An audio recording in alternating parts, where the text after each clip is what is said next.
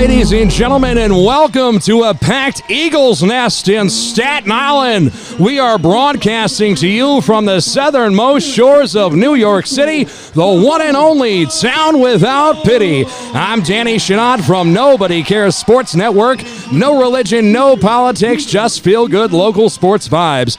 I'll be providing play-by-play this afternoon, and joining me in color commentary once again is my partner in crime, Ray Palma. Ray, welcome to the broadcast, brother. Thanks for having me, Danny, on this gorgeous afternoon in West Brighton / New Brighton, Staten Island. Really happy to be here at what should be a huge battle in the CHSAA AA division. Absolutely, it's going to be a huge battle, and we'll talk about it now. It is St. John the Baptist de la Salle Cougars traveling all the way from West Islip, Long Island, to take on this St. Peter's Eagles program.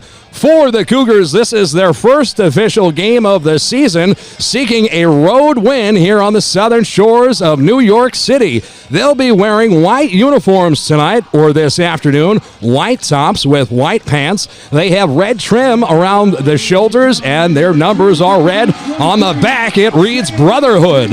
The St. Peter's Eagles take the field, hot off a win last week, defeating the St. Joseph by the Sea Vikings on the road by a score of 43-14. And there's absolutely plenty of highlights on that game you could watch via local live on the Nobody Cares Sports YouTube channel. Ray, I know you're going to introduce us to the teams. You've spoken to both coaches, so you know what? I'm going to do the usual and just let you go because you're the best color guy in the game. I appreciate the compliment, Danny. So talk to Philip Alban, his 5th season at St. John the Baptist. St. John the Baptist, the number 1 in the AA, so number 1 ranked in the preseason in the AA division in the Catholic League. They lost to Moore in the AA playoffs last year, 14-7. So obviously looking to make a comeback in the division this year. Will be led by captain number 7, Lucas Skoda, 64 tackles as a sophomore, only a junior, Danny, and a captain. St. Peter's, as I say, I had a linebacker back, Coach Clubby Near in the booth. St. Peter's coming off a big win in a non-league game versus, things are dropping in the booth. St. Peter's coming off a big non-league win over St. Joseph by the Sea last week, and they're in the same division, same league. We'll actually get later on the Brook and explain why it was a non-league game and how that works. But a big win nonetheless, 41-14, avenging the loss from last season. Martha Christopher coming in. Danny, if St. Peter's wins today, first time 2-0 since 2016. Unbelievable. And you talk about a program rebuilt. That's exactly what head coach Mark D. Cristoforo is attempting to do here, along with principal Mike Cosentino. Now, you talk about that possible 2-0 start, and the Catholic High School Athletic Association deemed this such a big game that is, in fact, labeled their game of the week. We will pause now for our nation's national anthem.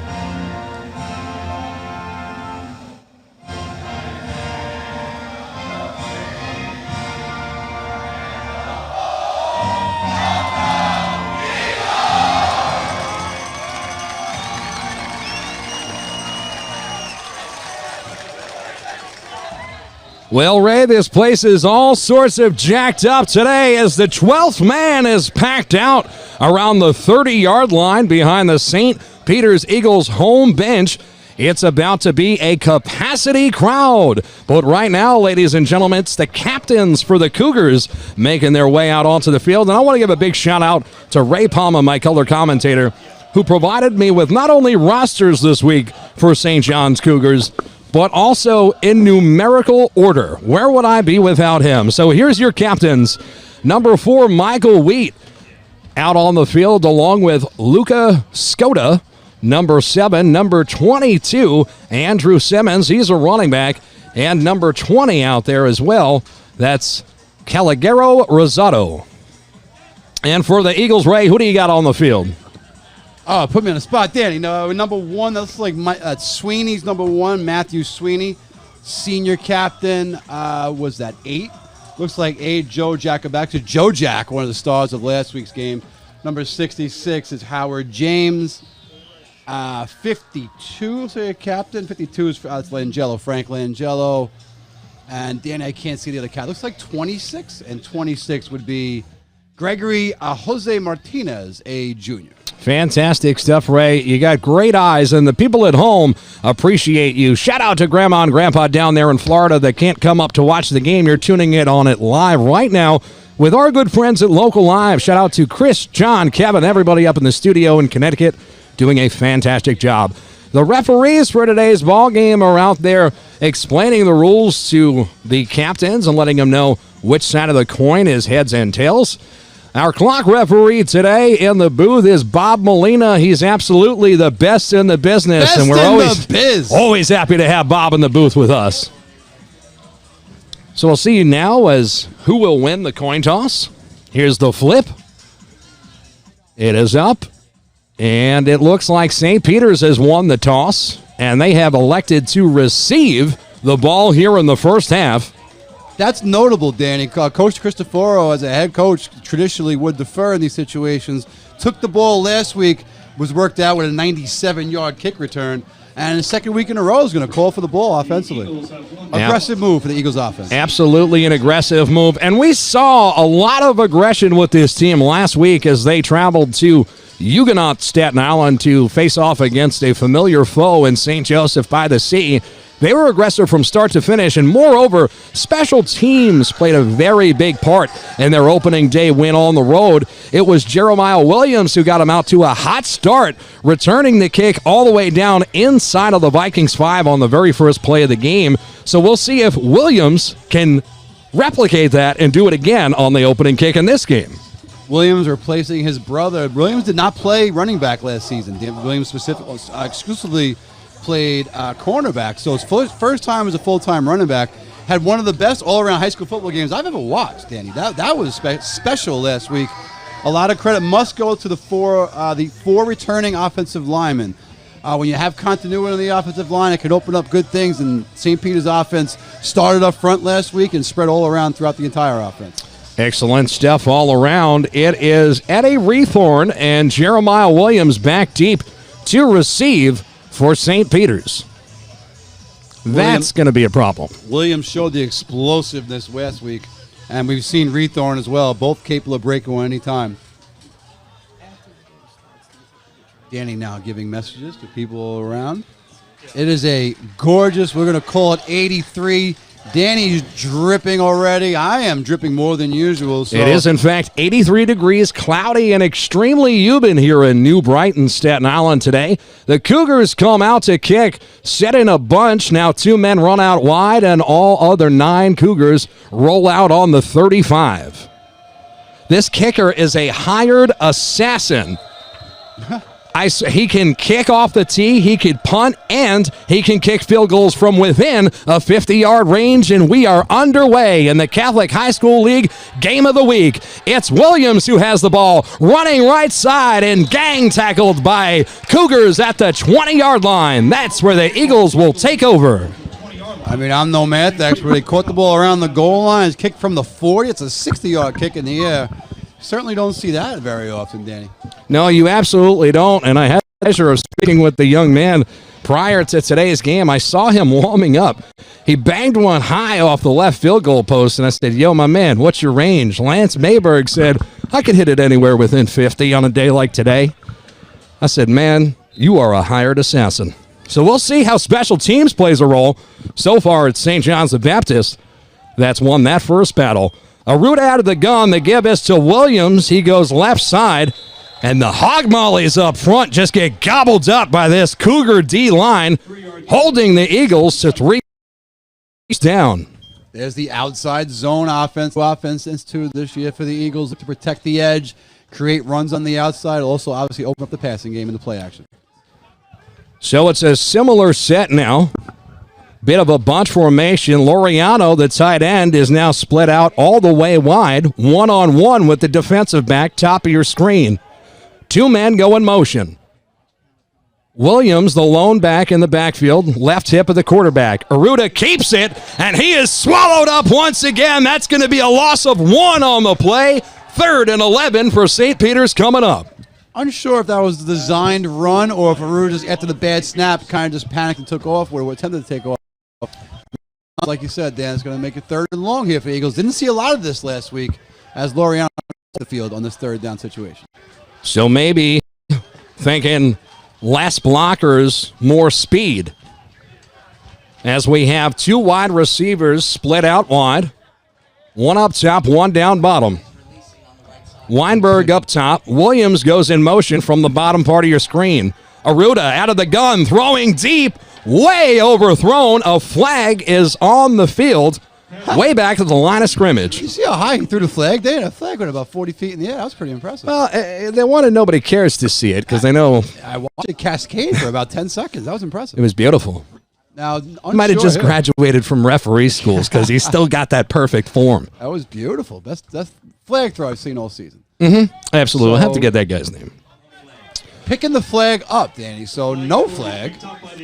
Honestly, it was beautiful to see it go up and down and then be picked up. That's one of the most beautiful motions, 1 and 2, I've seen. So that's a first 3 and out. I would have to say, Danny, on the season for the Eagles, I don't believe there was one last week. No, absolutely not. They had really no trouble moving the chains, but they were able to get a first down on every possession and then sometimes punt, but most of the times they were moving it quite easily like a hot knife through butter. This St. John the Baptist program says, not up in here. Here's a good kick out of the backfield. Fielded cleanly now. That's number 10 with it. Make one man miss. He's going to be tackled at the 44-yard line. Good special teams play. Mikey Kanza can't do much with it. And the Cougars will come out on offense. And you see it again, the special teams, like you said, Danny, led them with a beautiful punt. His coverage team got downfield. Again, Coach Constantino, the special teams coach, has got to be really impressed and really happy with the production of his units all season long. Here's what else I'm really happy with. Our sponsors who are allowing us to support this community for free, doing this game, not charging anybody at Peters. A big shout out to our friends at Jay's on the Bay, located on the corner of Holland Boulevard and Bay Street. Fine dining, my man, is changing the game and the landscape. They support us, so you need to support them. Shout out to Joe and the gang down there. Nobody cares. Had a chance. They were across the street from my job at I-61 for a little while when they renovated. Great establishment. 1st and 10 out of the gun. The throw is to the man who just came off the field with a punt return. That's going to be Kanza, his first grab of the game, and it's good enough for a Cougars first down.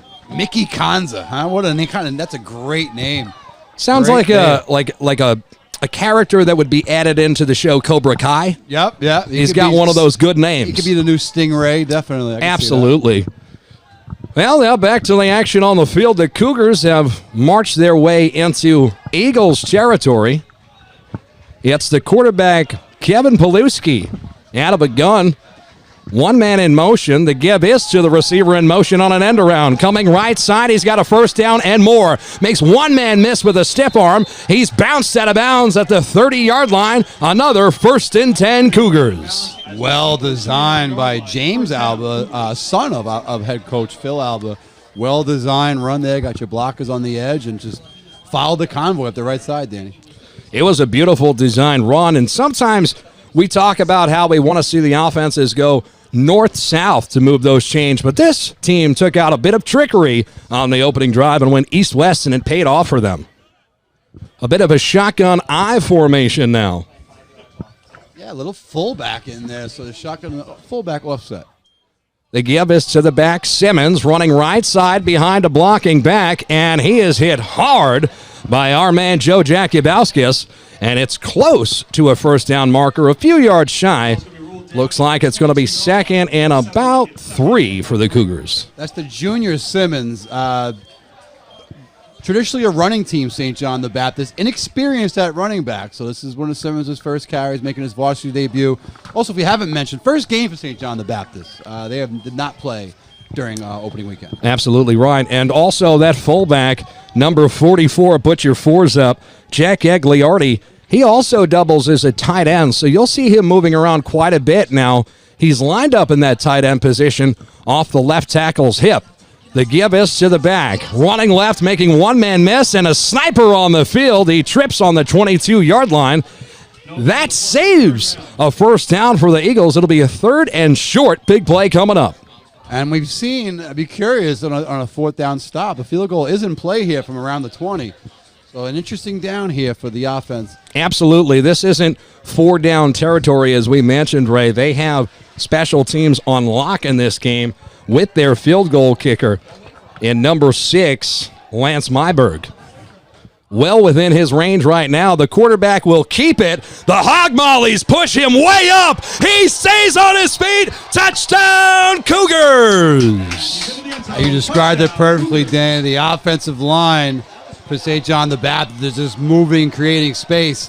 And that's just an easy first drive for the Vikings for this St. John the Baptist offense. That's all right, Ray. We do so many games for this community. You're like Jackson Brown. You've done so many shows in a row. Where you are, you don't know.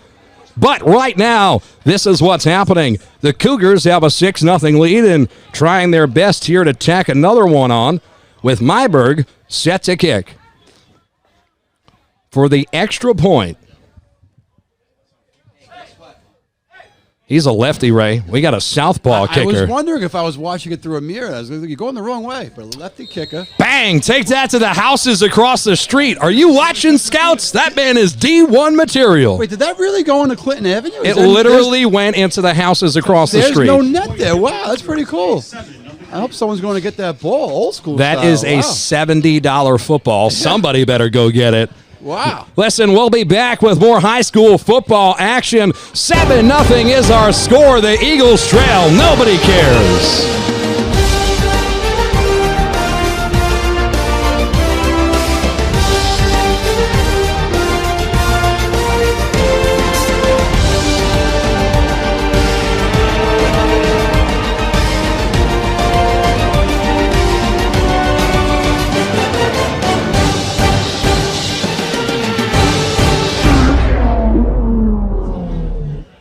Welcome back to the broadcast, everybody. Cougars set to kick, or about to get set to kick. This kickoff brought to you by our friends at Sunrise Office Services. It's been a national industry leader in office furniture liquidation, relocation services, reconditioning, and reconfiguration projects for over 35 years. Shout out to our boy Jordan Zotz. We'll be at his golf outing, I believe it's next Friday at Silver Lake Golf Course. Ray, I got to get you up there. I think... That is the Blessed Sacrament golf outing? Is that That's right. That's the Blessed Sacrament golf outing. Shout out to the Blessed Sacrament, my guy Billy Alto, Billy DeFazio. I happen to be the 3rd grade CYL coach myself. Great organization. Big kick downfield. Williams lets it sail over his head into the end zone. It'll be a touchback. Wise decision by Williams. That thing had some wicked backspin on it. It didn't have nothing to do with it. Got away from it. I mean, in this, you call that English, right? A lot of English on that ball. On it. Yeah, I don't know what that thing was doing. Well, when you're a lefty... The man threw a knuckleball, you know what I mean? Talk about a squib kick. He's got his own, like Mariano when he threw the cutter. He seems to have his own. I've never seen that before come off a tee. In all sports, lefty why do lefty batting stances look better than righty stances? No one really knows, but it's just how it works. Lefties do things differently. Well, here we go, Ray. Will the Eagles be able to respond? They went 3 and out on their first possession in the game.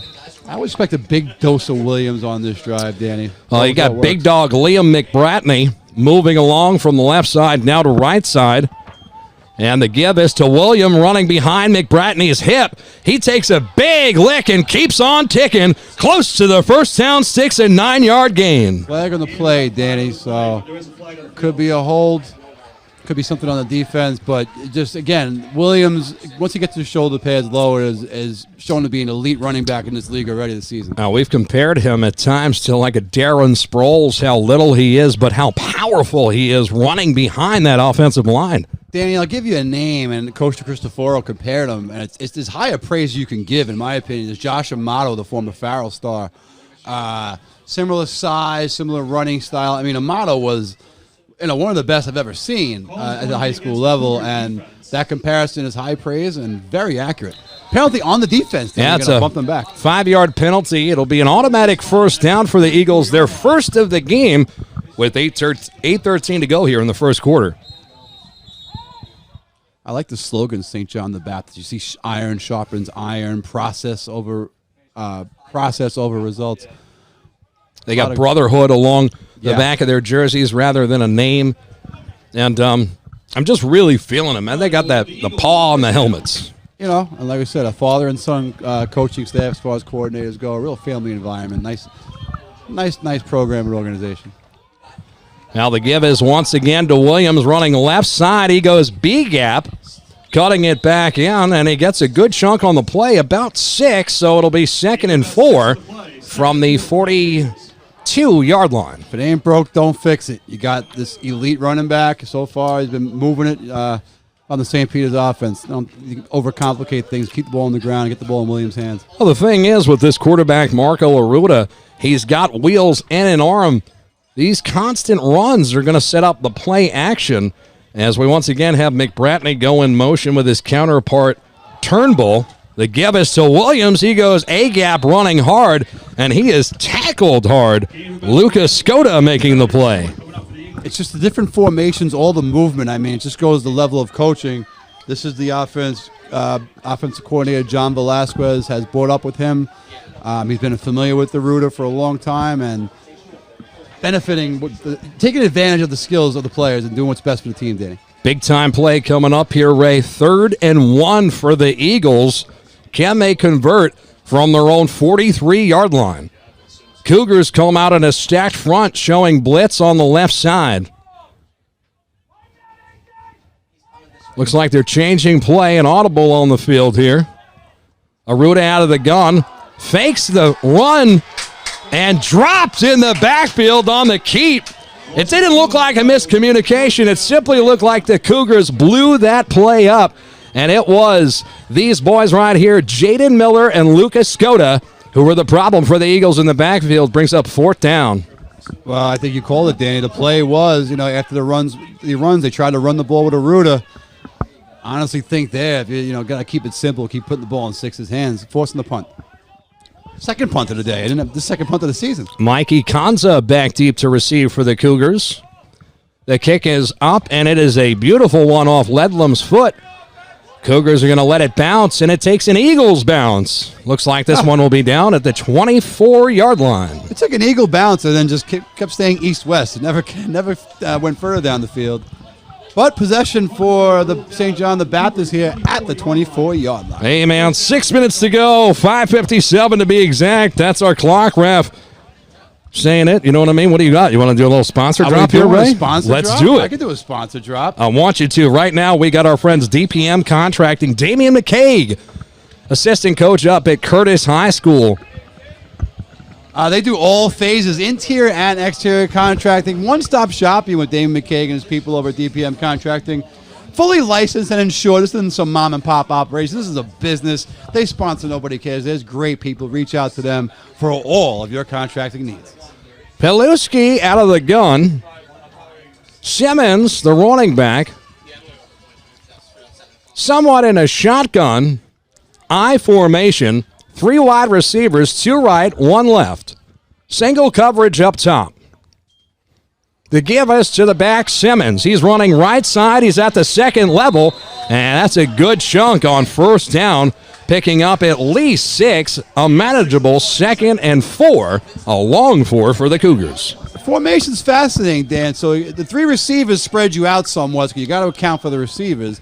And then you have the fullback there just leading the way for the running back, and it just opens up lanes all over the field. Can't believe how much I actually sweat from one high school to the next. When will there be a break? I feel like Ewing in the 3rd quarter myself right now, Danny. It's exceptionally hot. Yes. Okay, well, we're out here for the community. And big shout out to Jen, who provided us with a cooler so that we may survive like Gloria. They give us to Simmons. Joe Jack says, no way, pal. You might go east-west, but you ain't coming north-south. This is my gap. Joe Jack Yabauskas makes the solo tackle. It brings up a 3rd and 4 for the Cougars from their own 30-yard line. Eagles with their first year with a 4-down lineman defense. Joe Jack, one of 2 linebackers along with Ledlam, kind of like a 4-2-5 defense if you want to give it a traditional terminology, but 2 huge, big inside linebackers that make plays, and you've heard it all day long with Joe Jack. Now shotgun formation again. Looks like we've got, is that somebody new in the backfield, or is that in fact Simmons? Anyway, it's a 4 wide receiver set, 2 split left, 2 split right. A lot of movement up front from the Eagles, and this could be an automatic first down here for the Cougars if it stands. Goal for the Eagles defense is to be able to create a pass rush without blitzing. And it looked like on that down, a blitz was certainly coming. And they went a little early. Offside is going to cost them 5 yards. It is, in fact, a first down. Cougars legendary defensive line coach at Curtis High School, Pete McNamara, always preaches to his D linemen, play with cotton in your ears. Cotton in your ears. You don't want to listen to that quarterback. You move when that ball moves. Well, hopefully the Eagles learn their lesson here. And a tough one at that. 1st and 10 Cougars from their own 35-yard line. Back to that shotgun formation with the 3 receivers and the fullback. Pilewski out of a hard count. Keeps it on a play action. He's got a man downfield, one-on-one, and it's intercepted by the Eagles. Nicholas Scalaro, one-on-one, picks it. What a beautiful play, and the blue and gold are going the other way. He broke on that thing perfectly. Textbook footwork, getting on the ball, intercepted. Just a beautiful individual effort. My goodness. Bro, I thought that the receiver for the Cougars was going to come back and be able to make that play. He broke on the ball better than the receiver did. I'm sure Coach Cristoforo, former defensive back in his own right, very impressed with his guys there. Big play by the Eagles defense. First down from the 31-yard line. Absolutely massive play. Aruda out of the gun. 3 wide receivers looking for room to run. That pocket just collapsed on it. It'll be a loss of 1, a sack on the play, and give credit to the defensive end that time, A.J. Cesarino. So far for Eagles offense, give the ball to 6, good. Do anything else, bad. In very, very simple terms.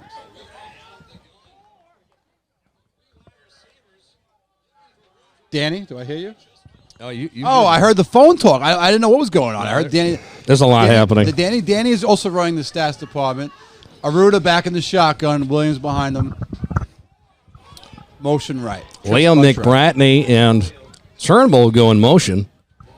That was a busted play. The give. Aruda keeps it. He's running right side. He'll have to make something out of nothing. And a late hit on the Eagles sidelines. This could go against the Cougars. And you see their fans on that far right section are not happy with the officials. I mean, I didn't see it, Danny, but I guess a little unnecessary contact. It was bang, bang, man. I didn't see the quarterback hit the deck, right? So it's very bang, bang. It seems like he just pushed him in his back, shoved him out of bounds, and the ref said, not up in here. I think it go either way. You know me, Ray. Keep the flag in your pocket. Let him play. Great individual effort from Aruda, just making something out of nothing. Clearly a busted play. Looked to hand the ball off left, and there was no one there. So, yeah, personal foul is going to be, I believe, 15 yards in high school football. It's going to be against the Cougar defense. And that's going to move the ball, Danny, to around midfield. I'm no mathematician, but ball's going to be midfield. Oh, there we go. My math right on point, right about the 50. It's unbelievable. I like it. Ray, you went to school here for a year, so. I did. I had fundamental math. I remember we used scissors and construction paper. Very intense, but I got through it. Ray, I hate to tell you this, but I feel you may have been in something called special education. They did not have that. We called it Phase 3. Nonetheless, I was there, and it was quite enjoyable. Good to see you're still here, and I survived. I have a master's Titan now, of the so industry. It all worked out. You got a master's now. Exactly. You're an inspiration. I'm a highly educated individual, according to whatever it takes. But Danny, Ray, we got a timeout on the field. You know what that means. It means it's time for a sponsor, Danny. That's right. And you know what, Ray? It's actually one of your most favorite sponsors up next. Loon Schwan, best Danny, Chinese food. Thank you, because you said one of the best. We were going to fight in the booth, and the broadcast would be over. Thank you for correcting yourself and saying the best Chinese food on God's green earth. Yes, that's right. The best Chinese food, 85 Page Avenue. Rob Chi, proprietor. Susan Chi, his mom. Always entertaining if you know her, to love her, or maybe be a little bit afraid of her. But Loon Chuan is the top Chinese food on God's green earth. And you can say it confidently, right? Because when you say, hey, it's the best Chinese food in New York City, you ever eat Chinese food outside of New York City? Oh, my God. Trash, right? Basura. So basura. we're going to say, like, in terms of Chinese food in North America, Loon Chuan is the best. Just got to check it out, the General Chow. Danny, we are back on the field. Aruda is in the shotgun. But go check out Loon Chuan, 718-967-9819, the best you could possibly get. Well, we'll see what adjustments Coach DeCristoforo made here. 3:05 to go in the opening quarter. Aruda out of the gun. He keeps it running left side. He's into the second level, holding on to the football strong and dragging 3 Cougars with him in the process. First down, St. Peter's. So you think they're going to go back to Williams, and Aruda keeps it again. Usually a misdirection from Williams. Defense has got to keep their eyes on Williams when he's in motion. Open up a running lane for Aruda there, and the offensive line starting to warm up here a little bit. Got to keep your eyes on. Really, it's tough when you're running the option, the spread option out of the gun with a quarterback that can run and a running back that is running as a former wide receiver / track star. It creates problems. So out of the gun here once again. He goes under center maybe 3 times in a ball game. 2 men in motion. It's Turnbull and McBratney, and Aruda keeps it up the middle. 35 yards. That's a house call. Touchdown, Eagles. The versatility of this new offense is to create an edge, create a space for running lanes, and textbook. And like we said, that experienced offensive line, along with Laureano and all the other guys up front blocking, creating lanes, Danny, and we're an extra point away from tying this bad boy. Absolutely loving the energy, and so does the capacity crowd for Eagles fans, making a lot of noise from the 12th man. About to cut this deficit in half if the field goal kicker here can get it done. Offensive line of Hoffler, Bonifacio, Kilty, Langello, and James Howard just doing a phenomenal job so far this season for the Eagles. Oh, here's Vincenzo Capola. Set to kick for the Eagles. Right-footed kicker. Aruda gets the snap down. It's clean. It's up and good. Love to see it, Danny. Beautiful response. Beautiful job getting the interception and capitalizing almost in minutes with only a few plays to score, Dan.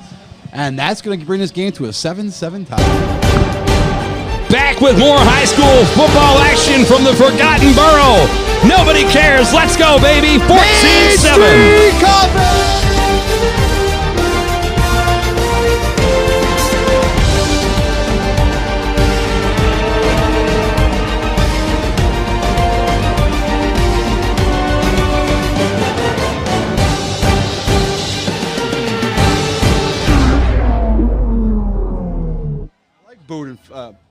Welcome back. Ray was just talking about how he badly needs a care package from the snack stand, and I couldn't agree more. So, Danny, I got an update in PSAL action thanks to my buddy, Coach Elliott Wilson. Newdorp 44, Sheepshead Bay 26. New running back, St. Peter's transfer, Chris Bellinger with 4 rushing touchdowns for the Central Cougars. Great job, Newdorp football. Bang, bang. Great job, Centrals. Central Cougars. Well, it's 2 men back deep to receive, and they seem to think they know where the ball is going to go because they're bunched up on the left side of the field. Shout out Jen for the cooler they gave us. I just polished off a nice Diet Coke. I feel great. It's like, see if that's number 8, Brady Leakman back to receive. It's a returnable kick. Andrew Simmons fields it at his own 20. Makes a cut, and he's tackled at the 30. A 10-yard kick return, and that is where the Cougars will take over. So, Danny, I've noticed that St. John the Baptist has star receiver DJ Lisbon. He's here. He's on the sideline. Well, at least someone wearing number 11 is. I can't confirm that it's him, but he is number 11, and we haven't seen him yet today. That's a development here because he's one of their stars. So curious to see what that could be. Maybe we'll see him as the game goes on, but I haven't noticed him early on. Well, he is suited up on the sidelines, Ray, right? So, well, at least someone wearing the number, yes. I mean, you never know what could have changed and updates, things like that. But something to look for here as the game develops. Ray, I feel there's a cat in the booth. Excuse me. Really like a cat? Oh. Hairball. Danny's dying. He's in the shotgun. What is happening? Danny's dying. Givens on the left side. Up the left side. Going to big run Simmons here. is out. Oh, Joe Jack with a big tackle on the 45. First down, Cougars in Eagle territory. Joe Jack is on everything. I mean, this kid just has a nose for the football. And thank God for him, because otherwise I think Simmons might have broke that one for a touchdown.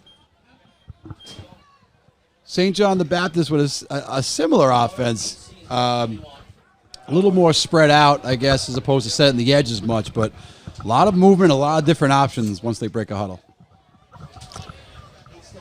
Well, coming out now in the gun once again. Piluski with Simmons behind him in the backfield. A 3-wide receiver set. And one tight end right. They run it in that direction. Simmons to the corner with a stiff arm and a beautiful tackle made on the edge from the captain, I believe it is, for the Eagles, Matt Sweeney. Great stiff arm, but didn't go anywhere with it. So great play by a bolt. Sweeney holding down strong, making the tackle. Another flag on the play here. We'll see what this one's all about.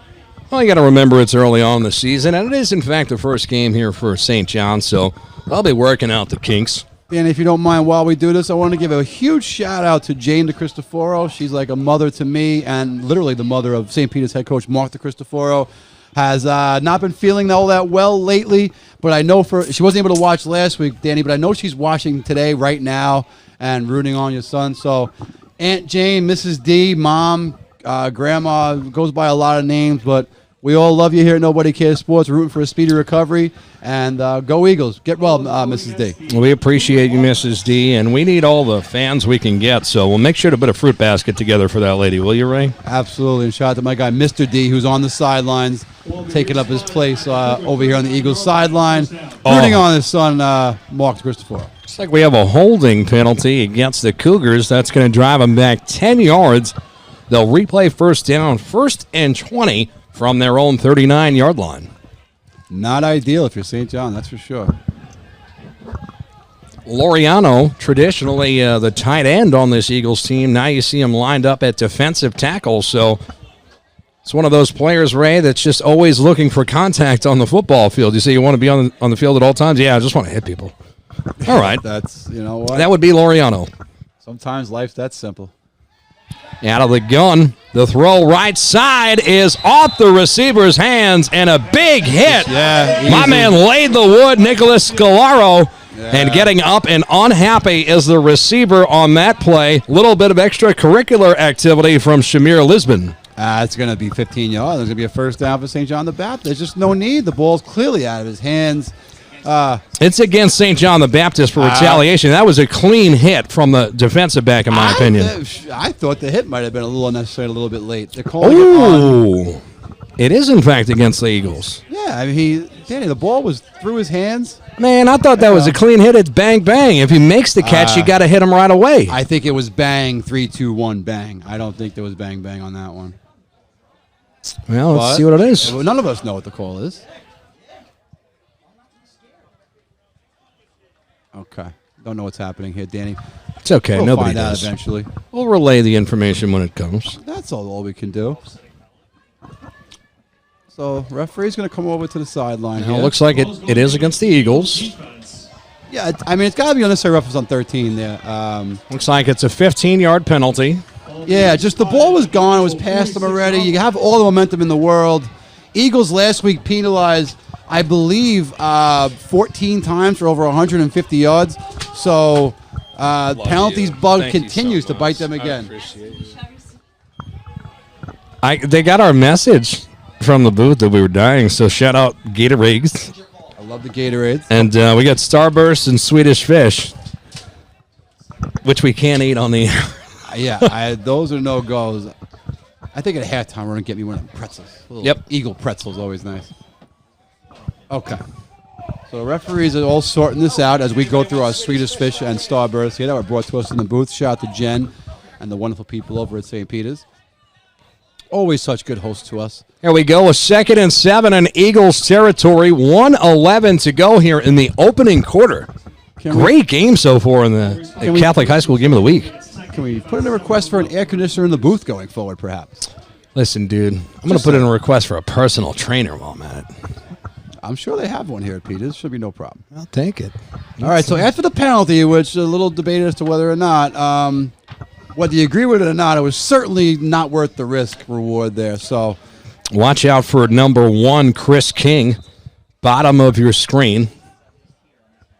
He's in one-on-one coverage, and that's where the extracurricular activity came last time. Paluski throwing deep left side. He's got a man. Oh, in and out of the breadbasket. Mikey Konza can't make the catch. If he does, that's a surefire touchdown, Ray. Hey, not only that, it looked like he was coming up limping a little bit, but now he picked the ball up, and now he's running full speed up the sidelines. But, yeah, so you got the one play that would have almost had you off the field with the penalty, and then you get beat deep. But, unfortunately, a little inability to bring one in. Unfortunate for St. John the Baptist, and very fortunate for the Eagles' defense. Huge play. I mean, it could have been a 2-touchdown ball game. Instead, it stays a 1-touchdown game and a massive 3rd and long, 3rd and 7 here for the Cougars from the Eagles' own 46-yard line. Shotgun spread. Paluski in the set. One side and right. The give, it's a fake to the end around. The give is to the tailback running up the middle. That's Michael Wheat, and he's got a first down for the red and white. They'll move those chains. So they established the run all game long, have gone to the pass on this drive much more often. It's providing the balance for the offense and it's getting the Eagles defense guessing. Loriano's going to come off the field. This? Are you talking to me, Danny? Yeah, would you rather a water over a Gatorade? I am great. I have a bunch of Diet Coke in me. Awesome. I don't want to have to go potty during the game. I just sweat out anything I put inside me. Danny is definitely a Big Lebowski-looking sweat over here. I'm a dedicated man, Ray. That's true. That's true. Puts a lot of work in. Shotgun set. Paluski gives it to the running back again. Wheat taking it A-gap. Don't fix it if it ain't broken. 9 yards on that play. Literally back-to-back same plays here from the offense. Well, there's a reason they're number 1 in the AA. The continuity, strong program, JV feeds the varsity type deal, and they've been able to establish the line, dominate the line of scrimmage for the most part early on. That's going to do it for the end of the first quarter. Our score, And that is the end of the first 7-7? Is that a question, Danny? Yes, the score is 7-7. Main Street Cup!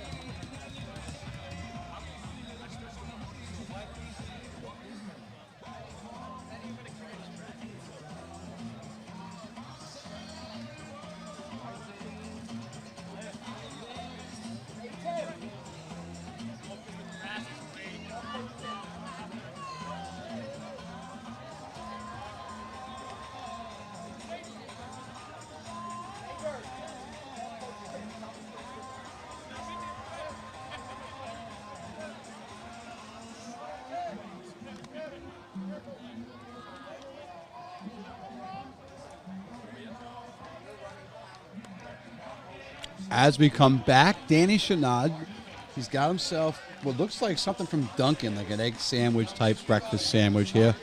Danny needs some rations right now.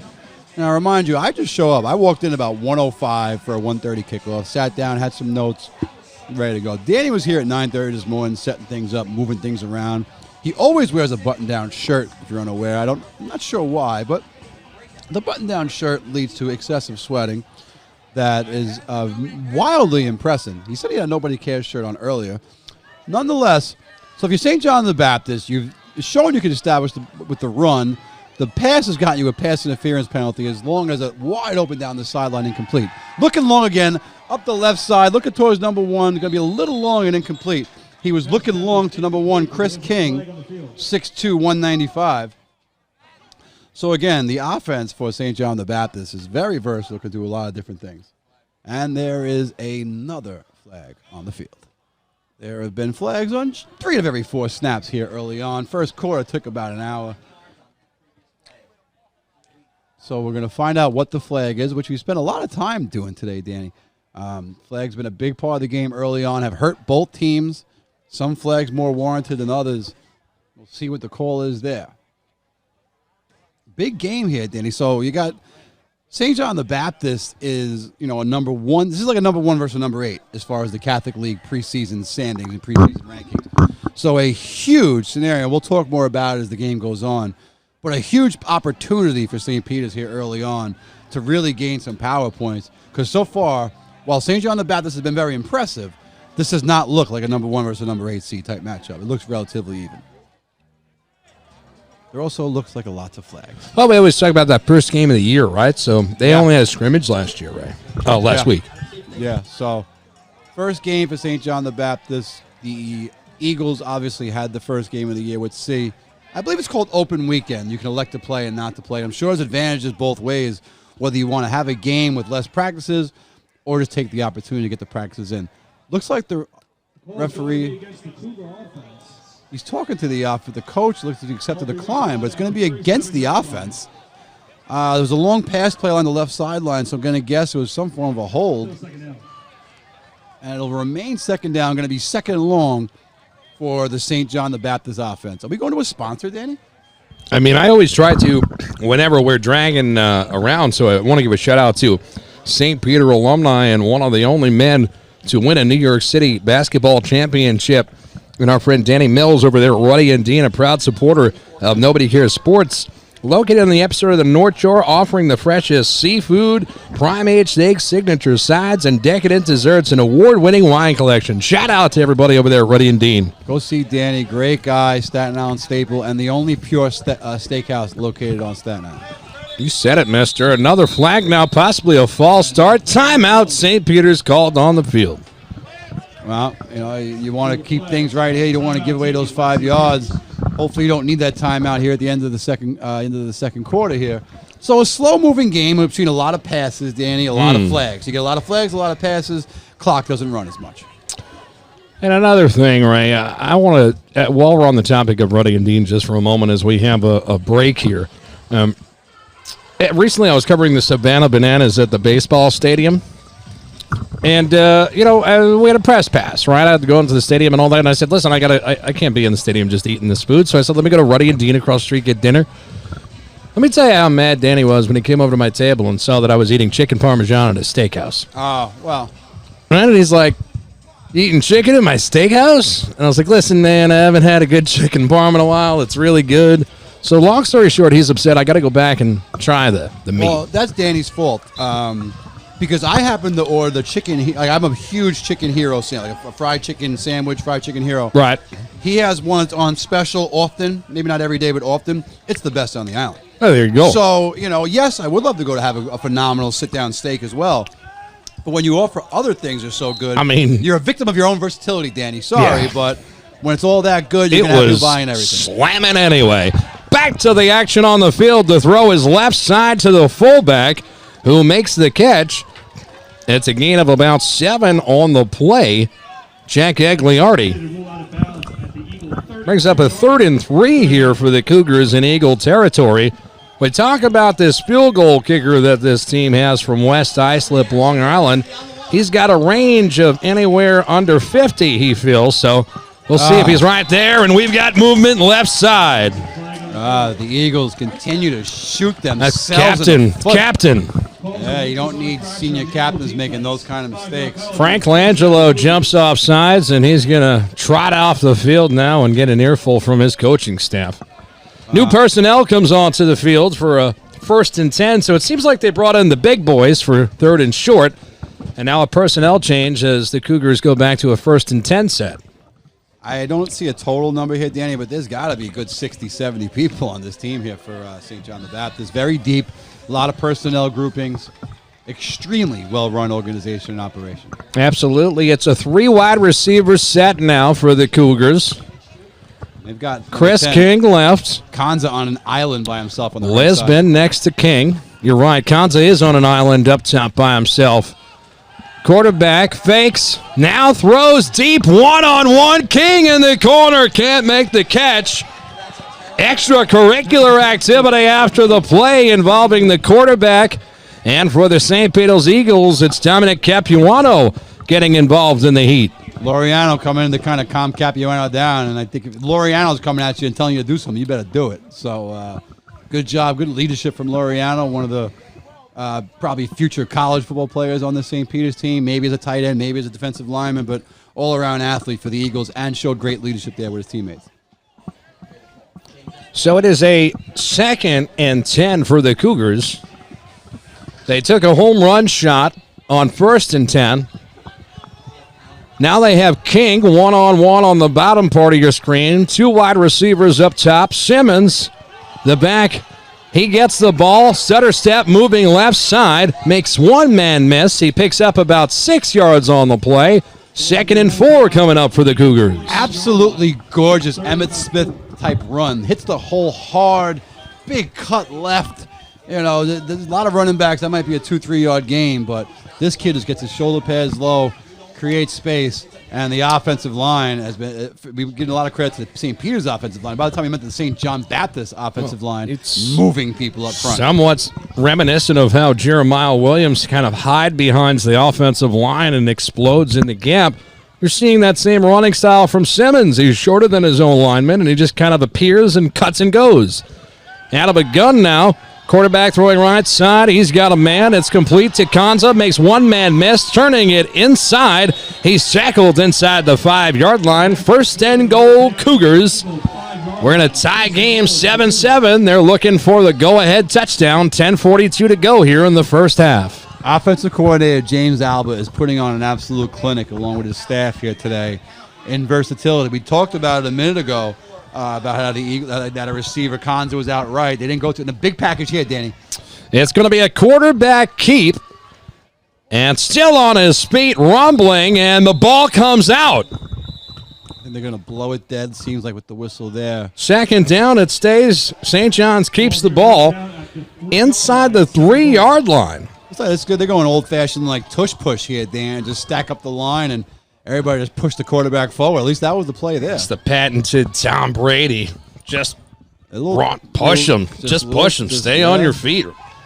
That's what they went with there. And it could so this is what we're seeing is a wildcat formation because Michael Wheat is receiving it under center. Now rumbling forward. Flag on the play. Yeah, we have a false start going against St. John's. This is going to cost them because they were inside the 5. Now they'll have to replay 2nd down at the 7 or 8 yard line. Moving the ball downfield with ease offensively. Go to this goal line leg, tush push, whatever you want to call it, offense. But the one thing you can't afford in these situations is penalties. So you go from 2nd and really short to now you're going to have 2nd and about, I'd say about 8, Danny? Will the ball be around the 8-yard line? Yes, sir. And more importantly, it's a 2nd and goal. So they were in a goal-to-go situation. And now, instead of running that wildcat, I imagine the quarterback will come back out onto the field here for the Cougars. We'll see what they do. Keep in mind, so the Eagles weren't able to stop it. The penalties what pushed them back. So we'll keep in mind if St. John the Baptist has another drive later on towards the red zone or deep inside their own territory, will they look to do the tush push, look to create short yards again? I know for the fact it's in the Eagles' offense as well, so keep that in mind as this game goes on.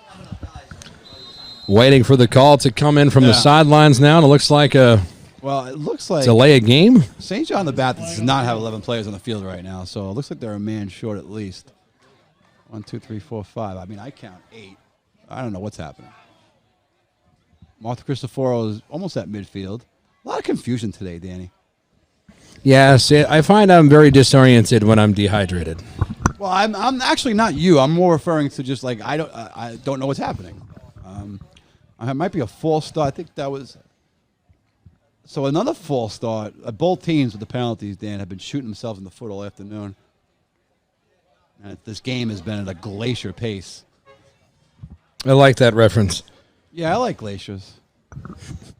They're cold. I imagine. Cold, they're bad. They're tough. They're big. They're dangerous, and they're pretty. Calls delay game on the Cougar Oh. offense. I was right, Ray. I can't believe it. Well, broken clock is right twice a day type logic here. Oh, no doubt. So, yeah. Quarterbacks, coach seemed to be asking for a timeout from the sidelines, and he wasn't granted it. Instead, he was given back-to-back penalties. One a false start and a delay of game. They had 2nd and goal from the 3-yard line. And now I believe they're being pushed back all the way to the... Should be the 13-ish, I would think, right? The balls are at the 8. Was it the 8? It should be the 13. I mean, that's my basic math here. I don't know, Dan, you got a sponsor for us or something? We always have a We wanna sponsor. get some There's always sponsors people going. that support local sports here in the community. I like sponsors. They make me happy. And you should like this one, our friends at Flagship Brewing Company, alumnus of St. Peter's.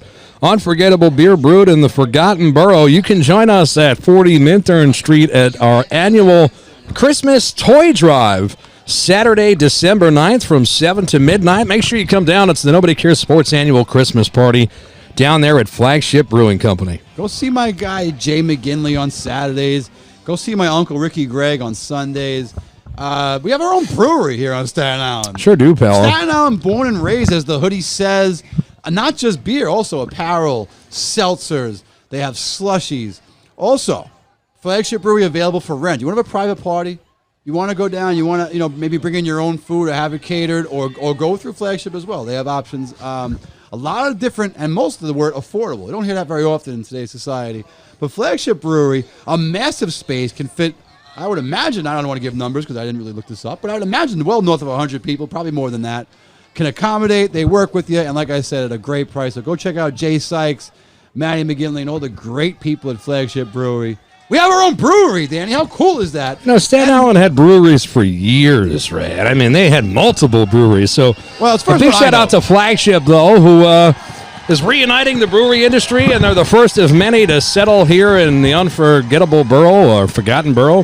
Hey, the Eagles fans are now making noise after a long, long break and a lull where, as you said, we're at a glacier pace. It seems that we have reawakened. The Eagles are on the field hyping up their home crowd. The 12th man has come alive once again. The referees are deciphering code, and once they break the enigma, we will have our answer. After a lengthy delay, it looks like the ball's going to be at the 13-yard line. So we knew this 7 minutes ago. That was a World War II reference for those of you paying attention at home. Neither one of us are very sharp, and we had the ball at the 13-yard line 10 minutes ago. For Yeah, some oh, reason, yeah. the ball's still not down. They're huddling and talking about God knows what. Bob is looking at me like he wants to kill me. Yeah. I'm talking about Yeah. the refs, and he's one of their brethren. But Bob I'm says sorry, he can't Bob, but start this the is hard to clock no watch. matter how mad you get. Bob's ready to start the clock. Bob's doing his part. And we hear the Eagle faithful pumping it up there on the Eagle sideline. It was cool, Danny, at the end of the game last week, walking out of St. Joseph by the Sea, to see the Eagles JV players so excited. That's what happens when you're part of a program. Some schools have a JV and a varsity that are two teams, and others have programs.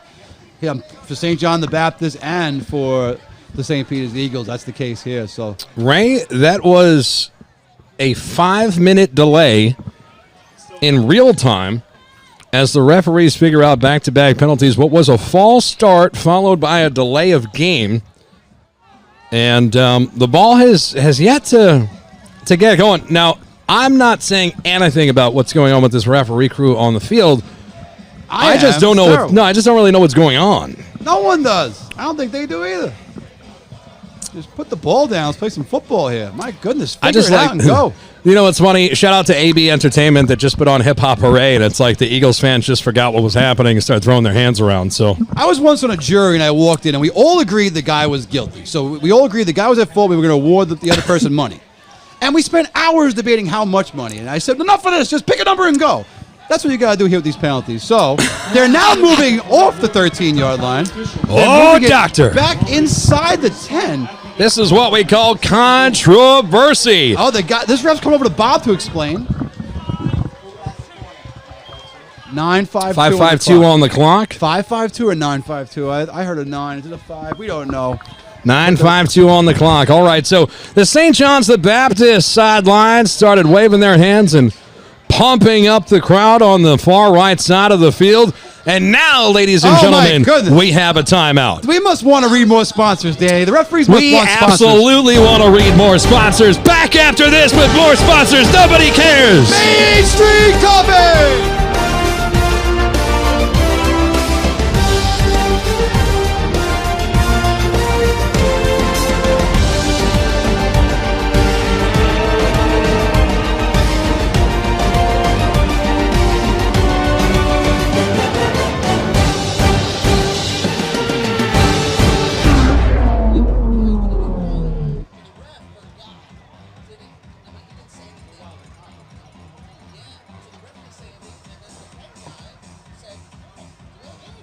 Welcome back, ladies and gentlemen. I'm going to give a shout-out to our friends Adam and the crew at Qualitech Computers.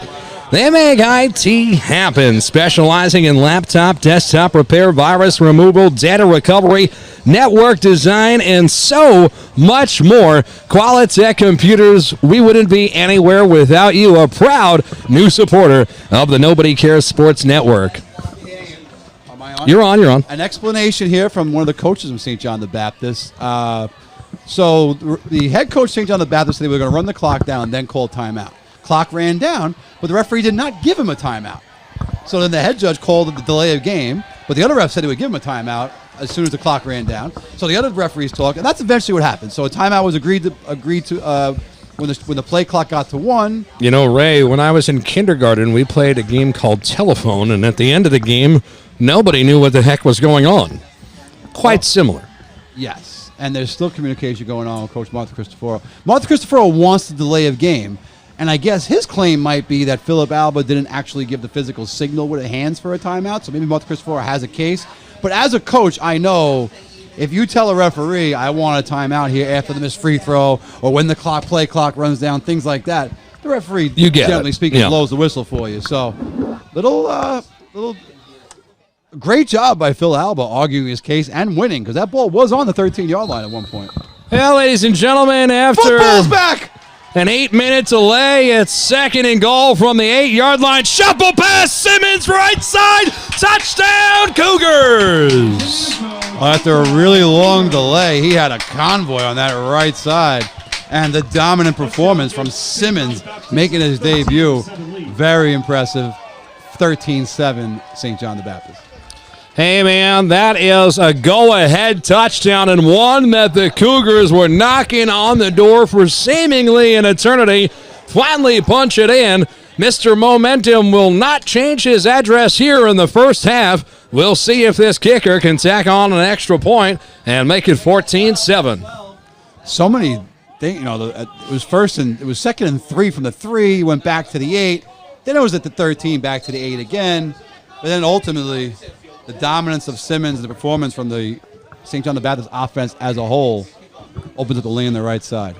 And here we go, the best kicker I've seen so far this year, Danny. I'm getting his autograph. I don't care how weird it is. That ball is kicked onto the roof. Are you kidding me? I hope it didn't hit my car. Listen, man, somebody got to call, I don't know, whoever needs a kicker. USC, let them know. We got one right here. My man just drilled an extra point onto the roof of St. Peter's Boys High School. Nobody Cares Sports. It's a 14-7 game. St. John the Baptist leading by a touchdown. More first half action when we return. Support local sports. Nobody cares. Main Street Coffee.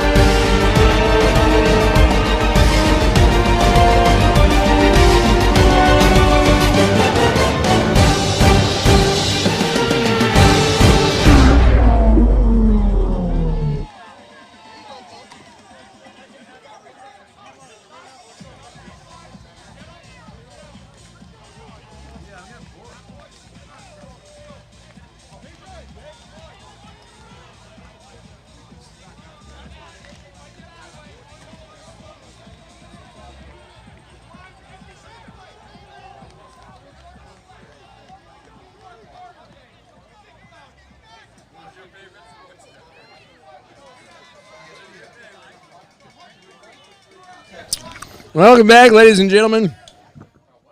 It's impossible to eat with a Starburst or do this with a Starburst. I have a Swedish fish, and I hope Danny can talk because I can't right now. Yeah. Ray, we've got 2 men back deep to receive. It's Williams, and it's number 19. I feel like I've played Williams and 36 Rethorn back holes deep of to golf. receive. I am dripping sweat. Like I feel like this golf is my example of workouts nowadays. Anyway, here we go. We out here dedicated. We are. Nobody cares. Mayberg kicks it deep. Williams let it sails over his head to AB Entertainment's tent. He kicked it towards Caldera Place over there. My goodness. Shout out to the homie Jeff Ahern. My goodness, this kid just has a boot. Punt, kick, whatever it is. My goodness. He might do really well on one of those punt, pass, kick competition thingies. Hey, I'll tell you, 9:45 to go here in the first half. Give a shout out to our friends at Windows We Are, Ray. Windows We Are! Sorry, I get excited when you mention Windows We Are. I know, it's because they offer you parking in Brooklyn, which is an anomaly. Quite the 8th wonder of the world, as a matter of fact. Never hear that in the same sentence. Same location, same phone number, over 35 years located in Bay Ridge. They do window repair, screen repair. They design windows, custom, everything, and they're family-run and operated, supporting local sports. Make sure you support them. That's the key. Family run and operated is a fantastic first-class operation. They'll pay your toll. Aruta's got to get rid of it. He does finally in time. And a beautifully thrown dot comes up just a bit shy. Brody Turnbull couldn't come up with the play. The junior missed it off his fingertips. Close, anyway. Late hit, 15 yards, Danny. Don't know. I think it was similar to the late hit on the receiver on the outside here. I mean, the kid's going full speed. It was a little late. NFL standards, easily a late hit. By high school football standards, that late hit, debatable, but nonetheless, beneficial to the Eagles' offense. Now, if you're St. Peter's there, Danny, Aruda again, dropping back, and it's great to look downfield, but I haven't necessarily seen them stop Williams yet. We'd really love to see them just go back to a steady diet of 6. No, we haven't seen them stop Williams, but what we've seen, Ray, is we've seen them collapse that pocket with their tremendous defensive line, and they've taken away the inside run scramble that Aruda capitalized with so well last week. It's Williams who's been able to find pay dirt running outside the tackles, and it seems that there's been some coaching adjustments here from the Cougars to try and get that under control. And the obvious advantage that St. John the Baptist has is there's game film. They were able to watch the C game and learn. They would watch Nobody Cares Sports, I hope. And so a big advantage with the Eagles, there'd be no film for Mark Cristoforo, but film for the Eagles. McBratney and Turnbull in motion. Aruda keeps it, takes hits, and stays on his feet. Poor tackling from the Cougars results in a great run from the quarterback. Eagles. He gets 8 yards on the play. 2nd and 2 coming up for them at their own 43-yard line. Aruda, an example of just putting a great athlete and telling him you're going to play quarterback. He can play anywhere on the field with ability to break tackles and churn his legs like that, Danny. Very impressive. Soft-spoken, but a leader in this locker room. And only a junior, Dan. Got his experience out last year. A rough season in many regards. The one thing we'll have to see is, as the season evolves, obviously with the run, can he show himself as a passer as well and become that dual-threat quarterback team needs to win championships? Weinberg and Sweeney, the receivers low. Turnbull and McBratney bunch 4 wide receivers now, right side, bottom of your screen. Aruda out of the gun, gives to Williams, running left side, and he is stood up in the trenches and tackled. Maybe he got 2 yards on the play with forward progress, and it's close to a first down marker. Great play by the Baptist defense. You got the bunch on the right. You got most people right, run the ball left. That means you got to win your battle up front, and St. John the Baptist on that possession. So they did get the first down, Dan. Sure did, pal. Didn't think so to me there with my eyes, but what do my surgically repaired eyes know? So a big run by Williams will open up another first down for the Eagles. Well, that's what no quit does to you, Ray. Aruda, a captain on this ball club. Maybe not. Maybe I'm making it up. Nobody cares. Once again, they send Turnbull, McBratney in motion right side. They bunch. Aruda will keep going right side. He is plowing his way into Cougar territory. Tackled just shy of the first down marker. Ball's going to be It's going to bring up about a 3rd and 2 for the Eagles. Great lead block by Williams, getting upfield, opening up a little bit for Aruda, but there's not many places to go against this tough St. John the Baptist defense, making plays all over the field. These kids flock to the ball and just have big athletes everywhere. All right, let's see. 7:35 remaining here in the first half. Sweeney, the receiver, one-on-one down low. They give us to Williams. He runs B-gap. Off the guard. The ball pops out. Ball pops out. Scramble for the ball. All right, so we'll see who comes out of the pile with the football. Referee had a flag in his hand. He didn't throw it, so I don't know if a flag is coming. But that ball was And clearly that out. ball's going the other way. The Cougars come up with it. So a huge play for the St. John the Baptist defense. Williams and the Eagles have been slowly, methodically moving it down the field. But the first mistake Williams has made this season, coughing it up, is going to give possession and momentum to St. John's the Baptist. These boys from West Islip, Long Island, are fired up, Ray. They've never played here at Harry P. Doherty Athletic Complex since it's been remodeled. I don't think they've traveled to New Brighton in over 10 years, and they are putting their mark on this field in their very first visit. I'll go further. They've never traveled, Danny, because there wasn't a field prior to this. So St. Peter's home games were non-existent. So you got a Catholic League powerhouse, and they're showing why they're the top seed in the AA division with their combination of size and speed and their balanced offense combined with a very aggressive yet under-control defense. So that is the first takeaway for the Cougars, matching the Eagles' takeaway earlier. We had an interception, and now a fumble loss by Jeremiah Williams. We'll see if St. John's can capitalize. Throwing left side, man downfield. That ball is intercepted. That's an interception, Danny. The Eagles take it right back.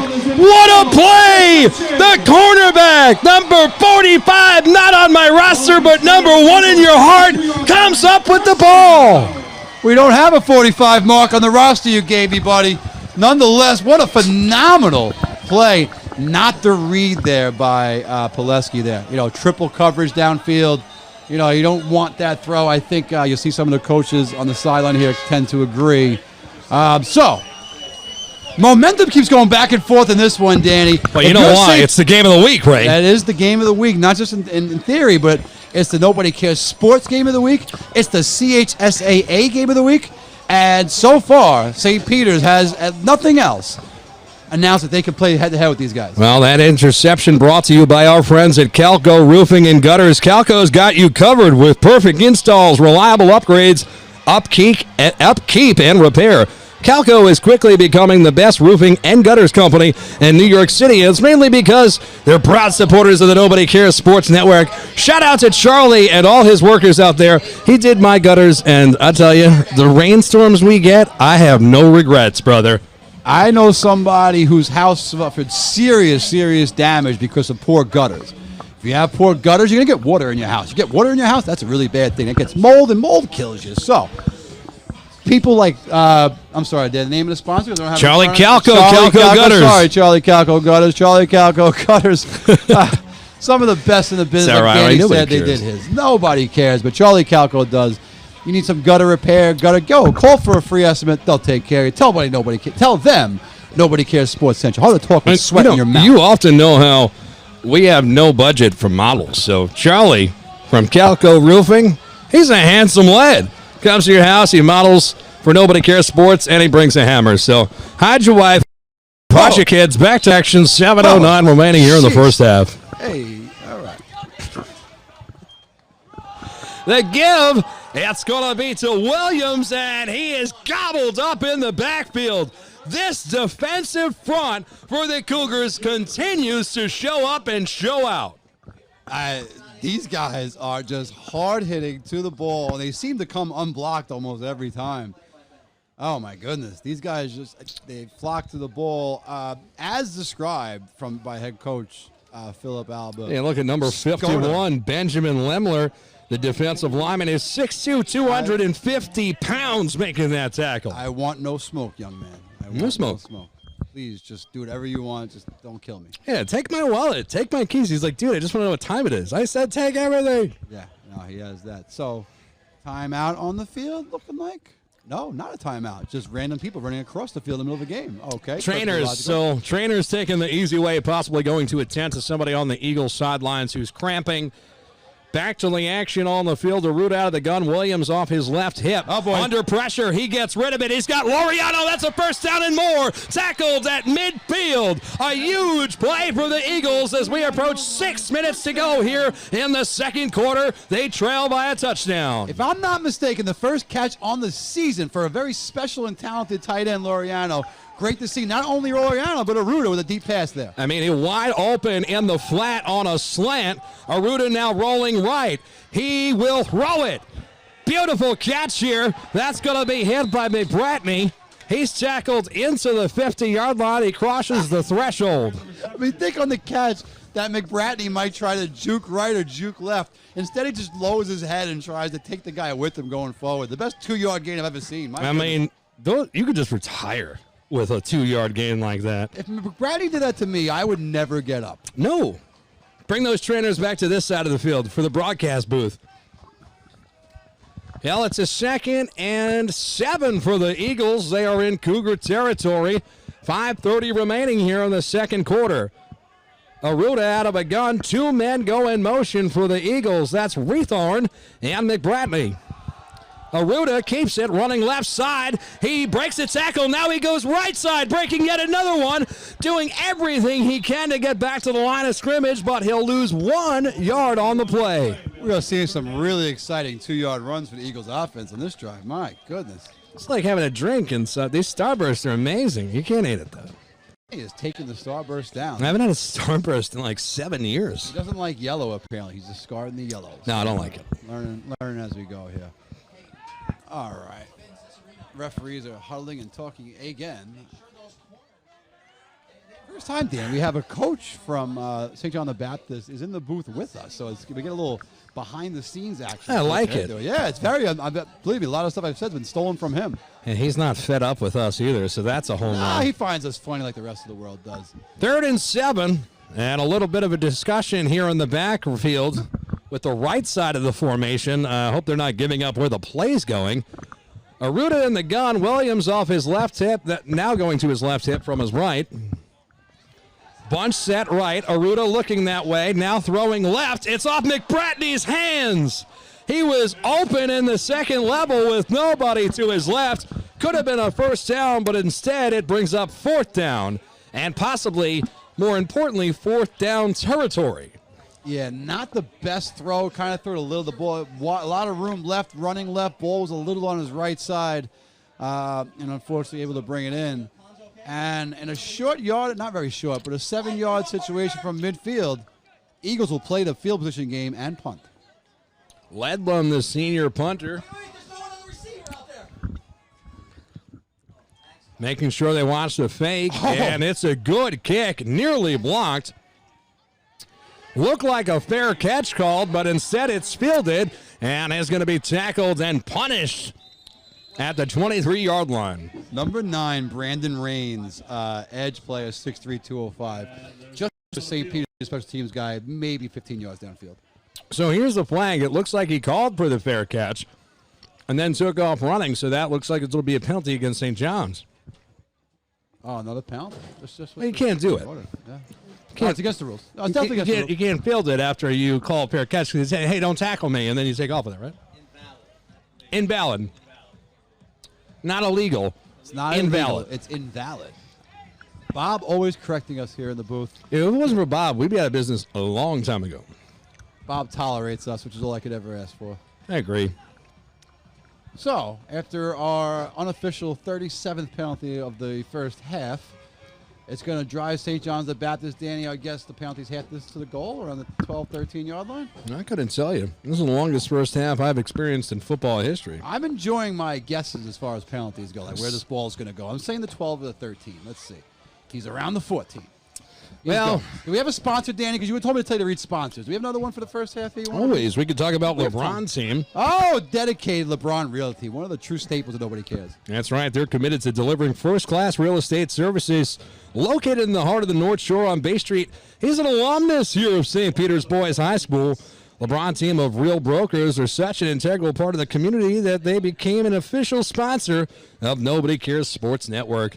They support us, Ray, and you should support them. If you're selling your home on the North Shore, give LeBron team a call. Nobody cares. Just really good people over there, LeBron. Really, the good human beings, and you don't always find that in the real estate business. Shout out to Roberta, Joe, and the whole gang down there doing a great job. And I'm sure they're watching as they're big supporters of Nobody Cares Sports. And we're being blocked by number 88 here. Danny's going to. Could you move, please? So Danny's communicating to a guy who's blatantly ignoring him at this point. Danny's now taking the headset off. So he's going to go tackle the guy into the field. So the snap goes right on right side. Big play by the Eagles defense. That could have been a big one.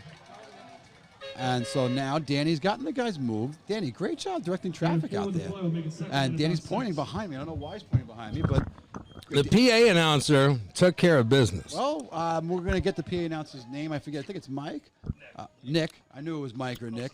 He's dyslexic. The M is like an N. Yeah, I'm not too swift. But Nick, first of all, running one heck of a clock this afternoon. Also police in the booth for us, so appreciate it, Nick. Just another member of the St. Peter's staff, which is wildly impressive. Second down, Danny. Inside their own 10-yard line. 2nd and 7. Going for another Swedish fish, Danny. I got you. Braden have to be off. Braden has to be off. 2 wide receivers low. Make it 3 wide receivers to give us to the tailback. Running left side. He's tackled at the 10-yard line. What a beautiful open field tackle by number 19, Eddie Rito on there. Taking a timeout. There's a timeout called on the field by St. Peter's.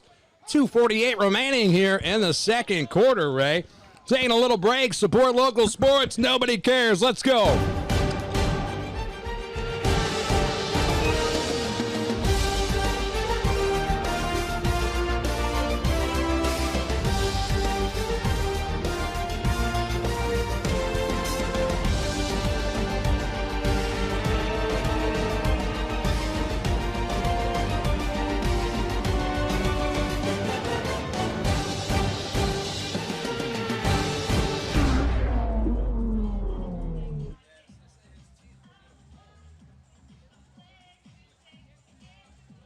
Sorry, I get D and L confused.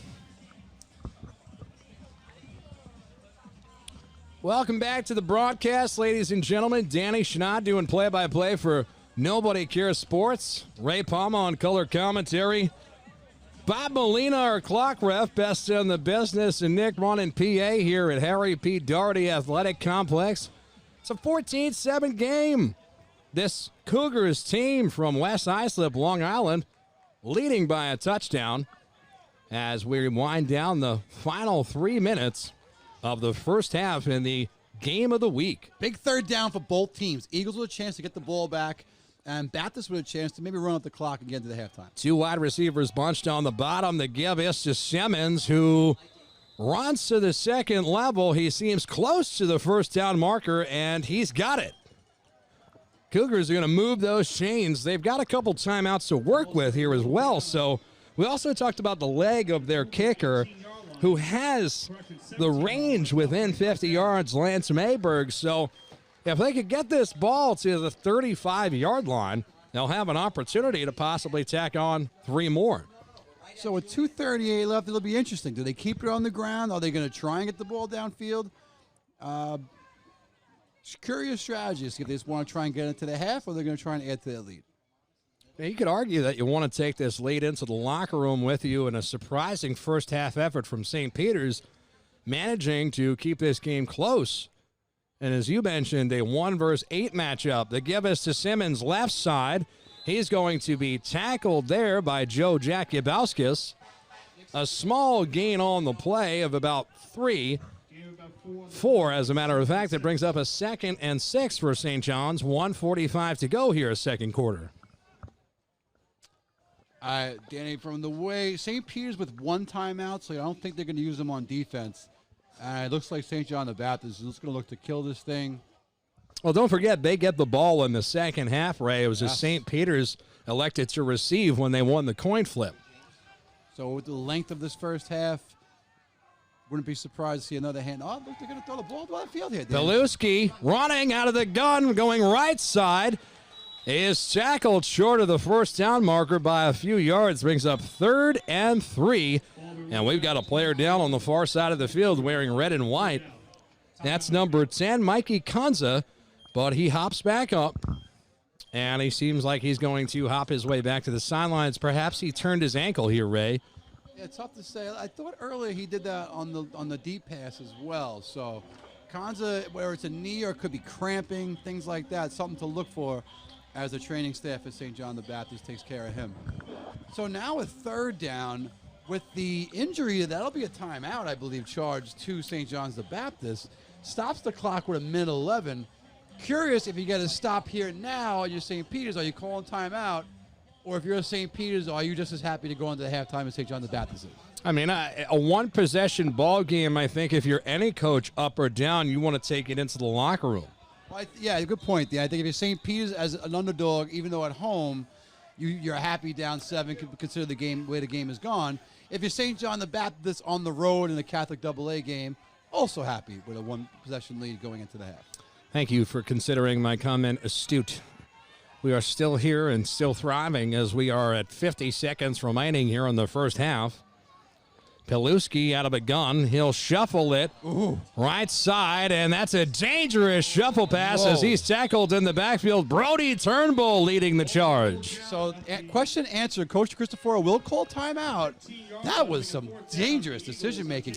The play before, you put your quarterback out in the run and subject him to getting a hit.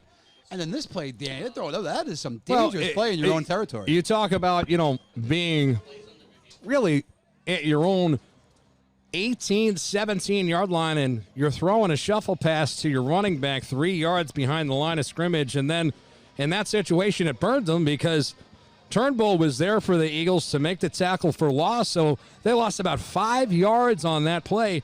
And in a game of field position, very fortuitous break here for Mark DiCristoforo and the Eagles, as now they've called timeout, and they'll have an opportunity to potentially tie this game. They're a lightning bolt team, Ray. They can go from, they don't have much going on, to bam, lightning strike. So this first half, far from over. So far, the one unit that's been unquestioned is the St. Peter's special teams and Coach Constantino. Are they coming after the punter right now, or are they going to lay back and play for a return? Looks like Williams be right about midfield where he'll set up shop. And we know this kid's got the boot, Danny. Sebastian Janikowski. Absolutely. 4th and 12.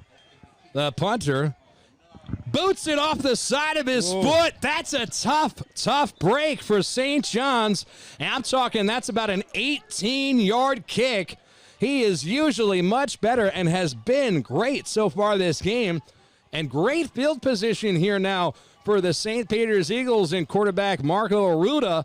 They'll have the ball at what appears to be the St. John's 35-yard line with 34.6 seconds to go here in the first half, down by a touchdown. So you saw Laureano get himself available on the last drive. You see Langelo talking to him now. If you're the Eagles, you got 35 yards in front of you. About a minute here and no timeout. So clock management, very important for the Eagles offense here in this last minute.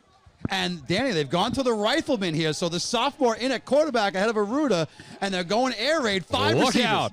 Vinny Canizari out of the gun. 3 receivers up top. He looks that way. He's hit while he throws. The ball comes out. Dropping on it. It's still loose. A scramble. Who's got it? It looks like 66 has it. 66, Langelo. No. Actually, I'm thinking, Danny, they're calling them down because they're saying second down. So they're saying the ball was down. No shot the ball was down. That ball is recovered by St. Peter's. It was loose. Langelo came in and had the ball knocked out of his hands on the throwing attempt. The clock still runs here, and Arruda back in the game at quarterback. Out of a shotgun, looking for lightning. Final play of the first quarter, under distress. He gets away left side, now throws it. It's going to be nearly intercepted. That's the end of the first half. St. John the Baptist Cougars 14 and the St. Peter's Eagles 7. Ray, we got ourselves a doozy. This has been quite the exciting, quite the long first half, Danny. You see the backup quarterback, 5 receivers, lots of action, beautiful high school football. Nobody cares. Street Coffee! That's right, our broadcast booth is powered by Main Street Coffee. We've got second half action when we return. Support local sports. Let's go. Nobody cares.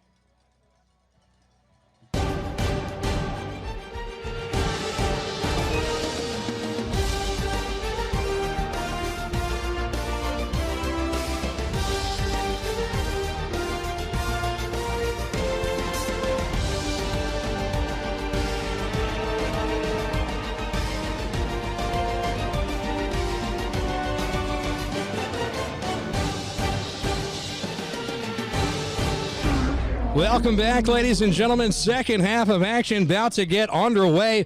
I'm Danny Chanod from Nobody Cares Sports. Ray Palma doing color commentary. Ray, I had the opportunity to catch up with both coaches at halftime. Head coach from this Cougar squad, Phil Alba. Phil Alba. Here's what he had to say for what his team needs to do to keep this lead and walk out of here with a dub. Hey, Coach, you're up a touchdown at the half. What are some things you got to do to keep it that way? So our defense played a lot of snaps. I'm really very happy with the aggression that we're playing with. They've caught us on a few things, but I think we've just made some adjustments. Their quarterback's very mobile. Their running back is active. But I feel like we tightened up a few things. I think this defense can take care of the ball. We got to run the ball a little bit on offense and control the clock. Being a little bit sloppy, honestly, throwing the ball around a little bit too much. We want to establish the ground game, possess the football, maybe put another 1 or 2 scores up and get out of here with a W. Great, Coach. I appreciate it. Good luck in the second half. Thank you. Well, and I also spoke to head coach Mark DiCristoforo. Here's what he had to say to get back in the ball game. All right, Coach, down by a touchdown. What do you Yes. got to do in the second half to get this dub? Dan, I think it comes down for us because our effort is always there. We're playing physical. I'm super happy with that. We just got to execute on some plays. Those play action passes, a couple of guys are open. We got to try to soften them up against the run a little bit, and then we got to execute. But I am worried a little, like we would really try to air it out more. We got to get Marco to calm down in the pocket. Like he's looking to run right away, and he'll get better at that with experience. Coach, I appreciate it. Yes, Good luck in the Dan. second Thank half. you. Well, that's the halftime report brought to you by our friends at Main Street Coffee. Main Street Coffee! That's who our broadcast booth is powered by. And I'll tell you, we're getting better and better every week. So a big shout out to the coaching staff, Phil Alba from the Cougars and DiCristoforo from the Eagles, to let us know what those locker room chats were about. We've got 2 men deep now for the Cougars with a 1-touchdown lead. They lost the coin toss to start this game. The Eagles received by choice, and that could potentially burn them. We'll see if the Cougars can capitalize. Well, an exciting first half, not what you expected with the St. John the Baptist coming in as a big favorite by most prognosticators. Eagles more than held their own, as Martha Cristoforo said, and I agree. In many ways, Aruda holds the ball in the pocket a little more, looks downfield, will open up the offense for Eagles altogether. Well, the second half is underway, and it's fielded by Simmons and bobbled into the end zone. Now he picks it up, and that's going to be a touchback. It could have been It's a touchback. I see the signal that says it's a touchback. I thought it could have been a safety. Now, Danny, I could be wrong, but last week at C, I think the same exact thing happened, and they called it a safety. Yes, sir. Bob confirms that. Bob- Yes, I was right. Bob confirmed it. So last week it's a safety. This week it's not. I don't really understand. The Catholic League is very confusing at times. No, I know, but it's good to see that you have somewhat of a memory, Ray. Lord knows I don't. So here we go. DiCristoforo is looking for an explanation from the referee. He's somewhat on Danny's side. Ray knows what's going on, and Bob knows the call on the field. It'll be a 1st and 10 for the Cougars from their own 21-yard line. That is a huge break for St. John the Baptist, the Cougars, I should say. Yeah. Huge Looks break. to me like touched and bobbled. That means you got Well, the thing out is, of there. he never had possession of it. So in high school, you need to have clear possession of it. Wow. Okay. Can't That is just the touch call. your fingers. So I suppose that rule is there to protect the players. So here we are, 1st and 10 from inside the 20 for the Cougars. They give his left side running back. He takes it outside the tackles, and he gets about 1 yard on the play, and not much else, and the 12th man here is fired up. And is that a flag, Danny? I think so. Is that? Yes, there's a flag on the field. Laundry on the field. So, Danny, a big moment, a big situation developing here. Not sure why, but we did not see star wide receiver DJ Lisbon in the first half. But he's on the field now. So, for whatever reason, maybe he snuck it in some plays and I didn't notice, but he stands out, Danny. A good 6'4", tallest player on the field. Has like an Underwood, like from Rutgers type physique. Looks like Tyquan Underwood would be the guy, NFL comparison that comes to mind. it looks like we have a holding penalty against the Cougars on their first play from scrimmage here in the second half. Pushes them back 10 yards. It'll be a 1st and 20 from their own 10-yard line. So keep your eye on that matchup now. Lisbon in the game. He's up at the top of the screen along the St. Peter's sideline one-on-one. One-on-one up top with a linebacker shaded to help in zone coverage. Two receivers set, bottom of your screen. The give is to Simmons, who takes it up the middle. Flag on the play. This could be another holding call. The Baptist coaching staff does not look very happy, so that is in the area of a hold. Peter's all pushing that way as well. A lot of penalties on both teams here. And Danny, the more penalties, the less the clock runs. And the less the clock runs, the more we are to a downpour. It looks like it's on the way because this sky is what we look ominous. I looked at the weather report. Newark, Elizabeth, in Jersey, which is straight across the field on the 50-yard line where the camera's facing. That's west. That's where the storm is. I estimate that around 3:40 p.m. we're going to have rain, but just rain. The lightning strikes that we're seeing are across the water in New Jersey, so this football game should continue. In the event that we do get rain, we'll have to lower the windows a bit. That way all of our equipment doesn't get destroyed. Danny knowing east, west, and direction, very impressive. I did not know any of that stuff. Dude, I don't watch a lot of TV. I just kind of like stare. Well, you knowing where Jersey is and east and west and how, I don't know any of that stuff. I teach science for crying out loud. Very impressive. I'm going to talk to you about your teaching when we're done. Now, out of a shotgun, it's a fake run. Throws left side, complete to a receiver up top. Scrambling for about 8 yards on the play, and that is all. Those penalties really killing St. John the Baptist. Another one on the field. More laundry on this play. That play was to Lisbon. So Lisbon making his dynamic debut here, and a couple of cuts up the field. We're going to find where the penalty is. If it's against St. Peter's, it's going to push. No, it looks like they're pushing them back again. Oh, my goodness. I mean, you talk about how well this team was playing for their first game of the year in the first half. Perhaps they settled in and felt a little bit too comfortable, and as Walt Clyde Frazier would say, looking a little bit lackadaisical out there right now. Love Clyde Frazier. My goodness. If not for Patrick Ewing, the greatest Nick of all time, and one of my favorites as a broadcaster. All right, so nothing but penalties so far for That's right. St. John the It Baptist. is a 1st and 28, it would appear. Half the distance to the goal was where the ball was set. The give is to Michael Wheat out of the shotgun. He gets 2 yards on the carry. It'll bring up 2nd and long for the Cougars. In this situation, Ray, it's a combination of, do we want to get out of this hole if you're the Cougars? Yes, you do, but you also want to protect that football playing so close with your back to your own end zone. And in a game of field position, it's almost like let's just give our punter enough space to work and get our defense back on the field in a position to win. Got to play chess, not checkers. You know what I mean? Massive substitutes for the Eagles' defense. I guess going from a run package defense to more of a pass defense. But how about 9 guys subbed in and out in that substitution, Danny? Wow. I mean, there was a lot of Eagles on and off the sideline that last play. They left the 2 dogs on the field that said, I ain't coming out. Well, you don't take Joe Jack out. He's an automatic. Well, shotgun set, wide receivers bunched close to the line of scrimmage. Close to the tackles, I should say. Running out of the pocket, the quarterback is dragged down at the 1-yard line. Wow, what a play made in the backfield. That's number 34, Neer with the tackle. Nicky Neer got his first touchdown last week. Gets in the game defensively as part of that substitution package. So the decision by the Eagles defensive staff to make a mass sub and get some fresh bodies in the game, paying off great dividends with the sophomore with a huge tackle. Addie Reethorn also making his presence known, getting the tackle. Credit for both of them. Ball is placed inside the 5. Here, if you're the Cougars, you just got to play ball protection on a 3rd and eternity at your own 3-yard line. Maybe don't come out of the shotgun set, and if you do, this is going to be just a give or quarterback keep. It certainly looks that way, especially with Lisbon, their big receiving threat, not in the game for this snap. So expect a run here for Baptist. Inside the 1, there's the run, and they're going to get that ball up close to the 10-yard line.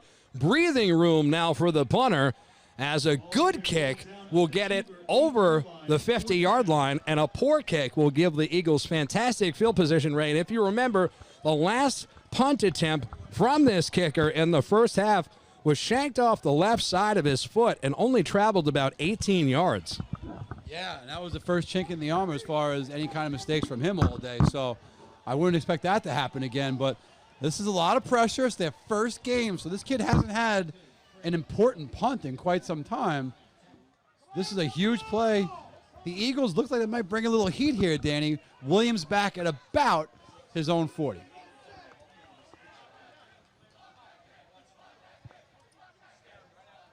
The snap, the kick, gets the ball out of Nearly there. blocked, and it's up. Williams is going to let it bounce. Now he decides to pick it up, makes one man miss, and he is drilled in the back, hit hard, tackled at the Cougars' 44-yard line. The Eagles will have great field position here.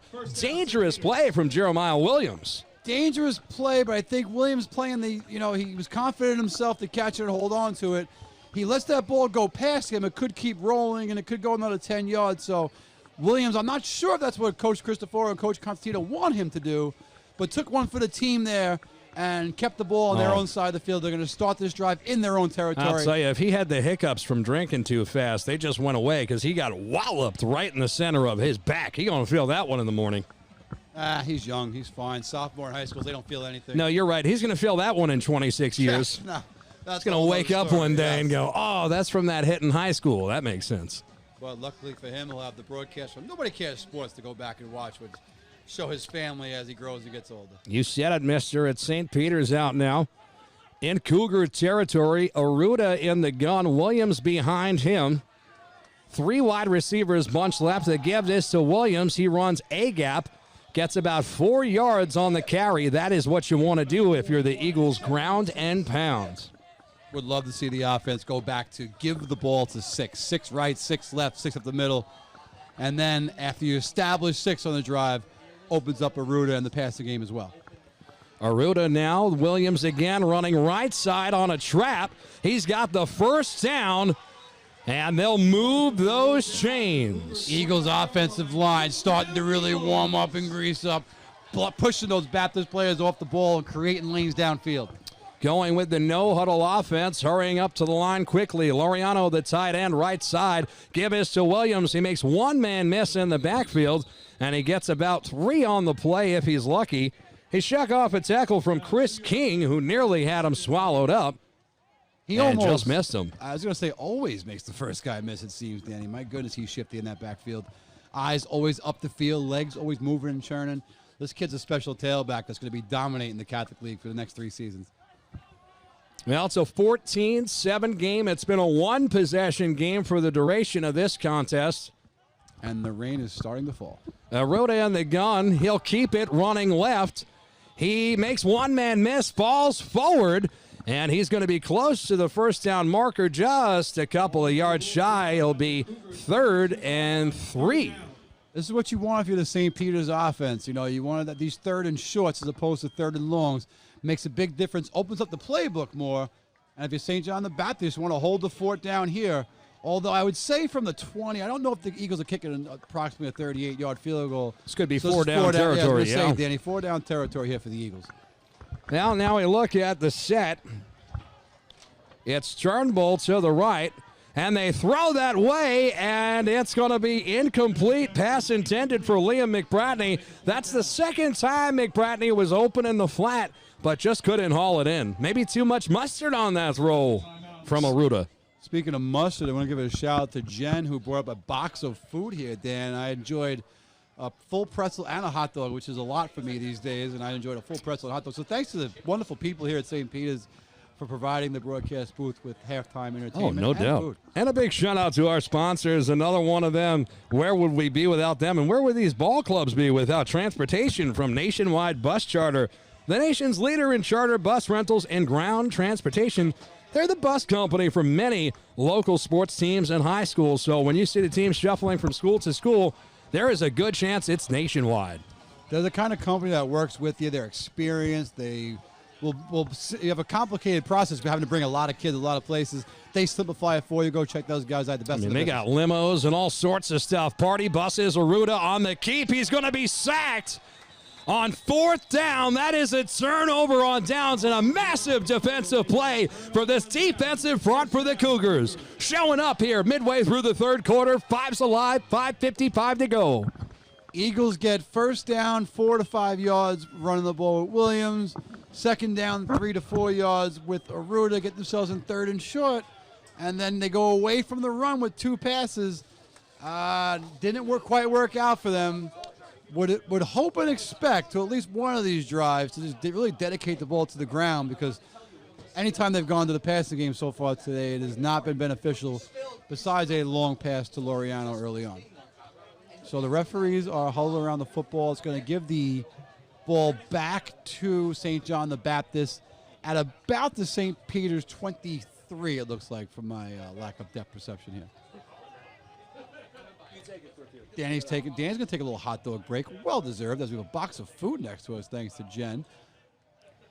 St. John the Baptist in the shotgun, as they've been most of the game. Handoff is to the tailback. He's going to run up the left side. One man to beat. Big tackle hit. There's going to be a penalty on the play again. Looks like it's going to be a hold on the offense here. Looks like that might be on 19, but we'll see to confirm. Simmons has been a monster all game long. And Simmons, that's not good if you're St. John the Baptist. Simmons is coming off the field gingerly as we speak here. Not a very good thing here as if your workhorse running back is going to be out of this game for any snaps. Looks like he'll at least be off for this play. So that penalty is going to be against St. John the Baptist. They have had a litany of penalties here in this third quarter alone.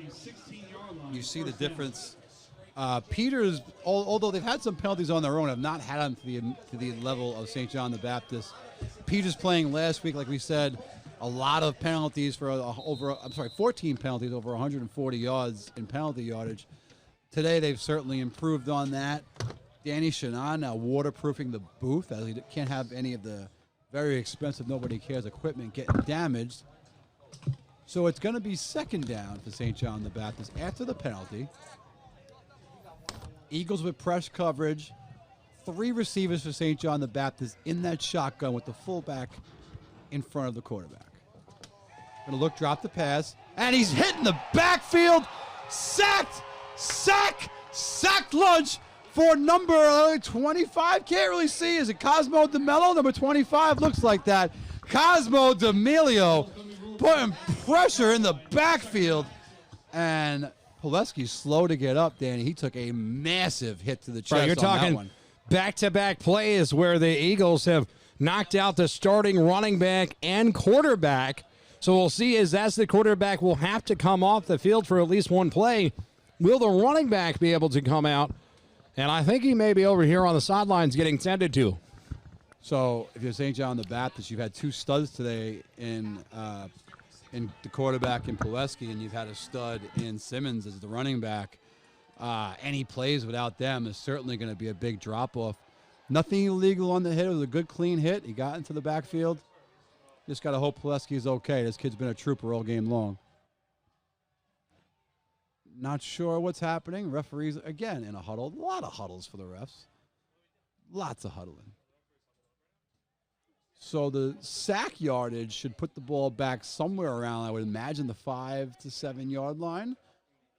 I'm alone in the booth as Danny is setting up for the rain because it looks ominous here in New Brighton.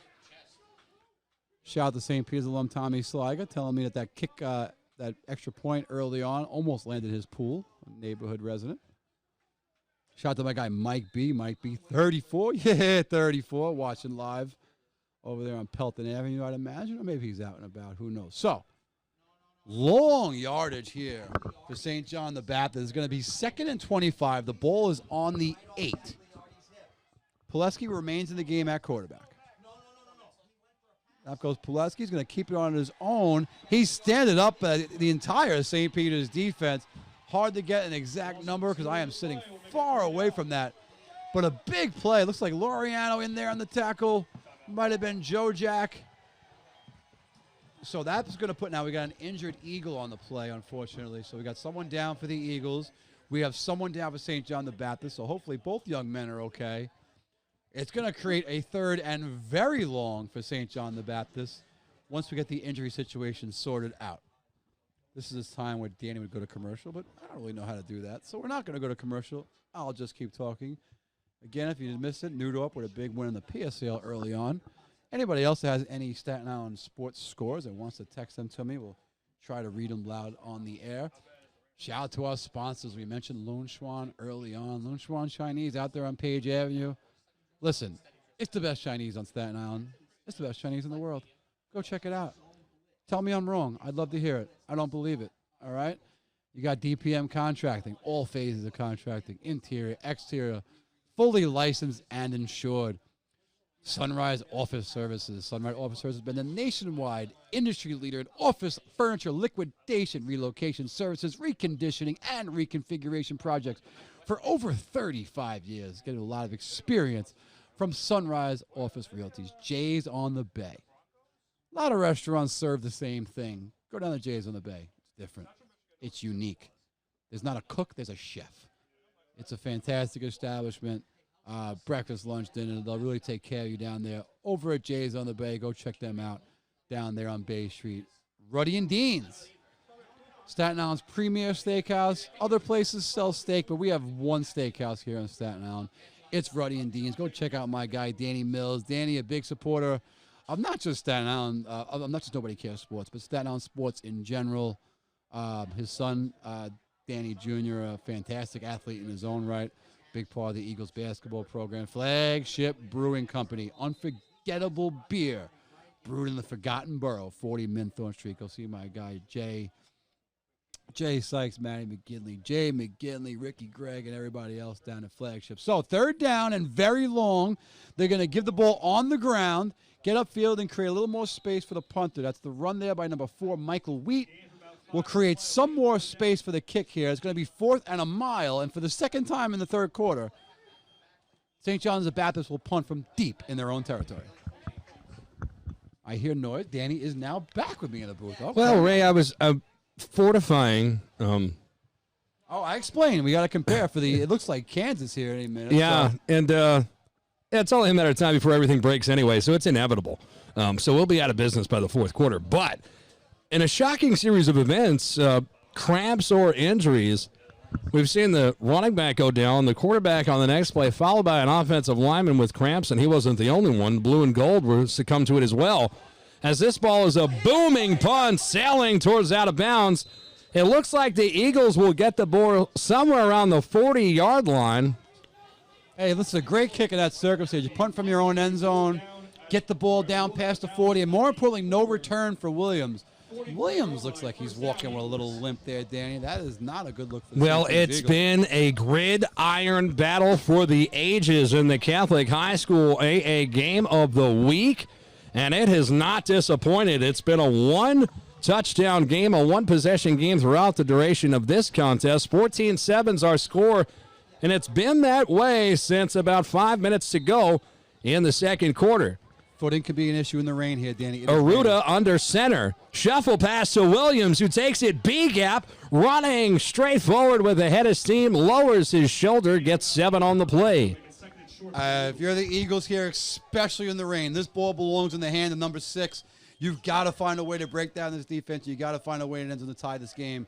You've had one opportunity already this quarter, we're unable to capitalize. This is your second chance in your own territory.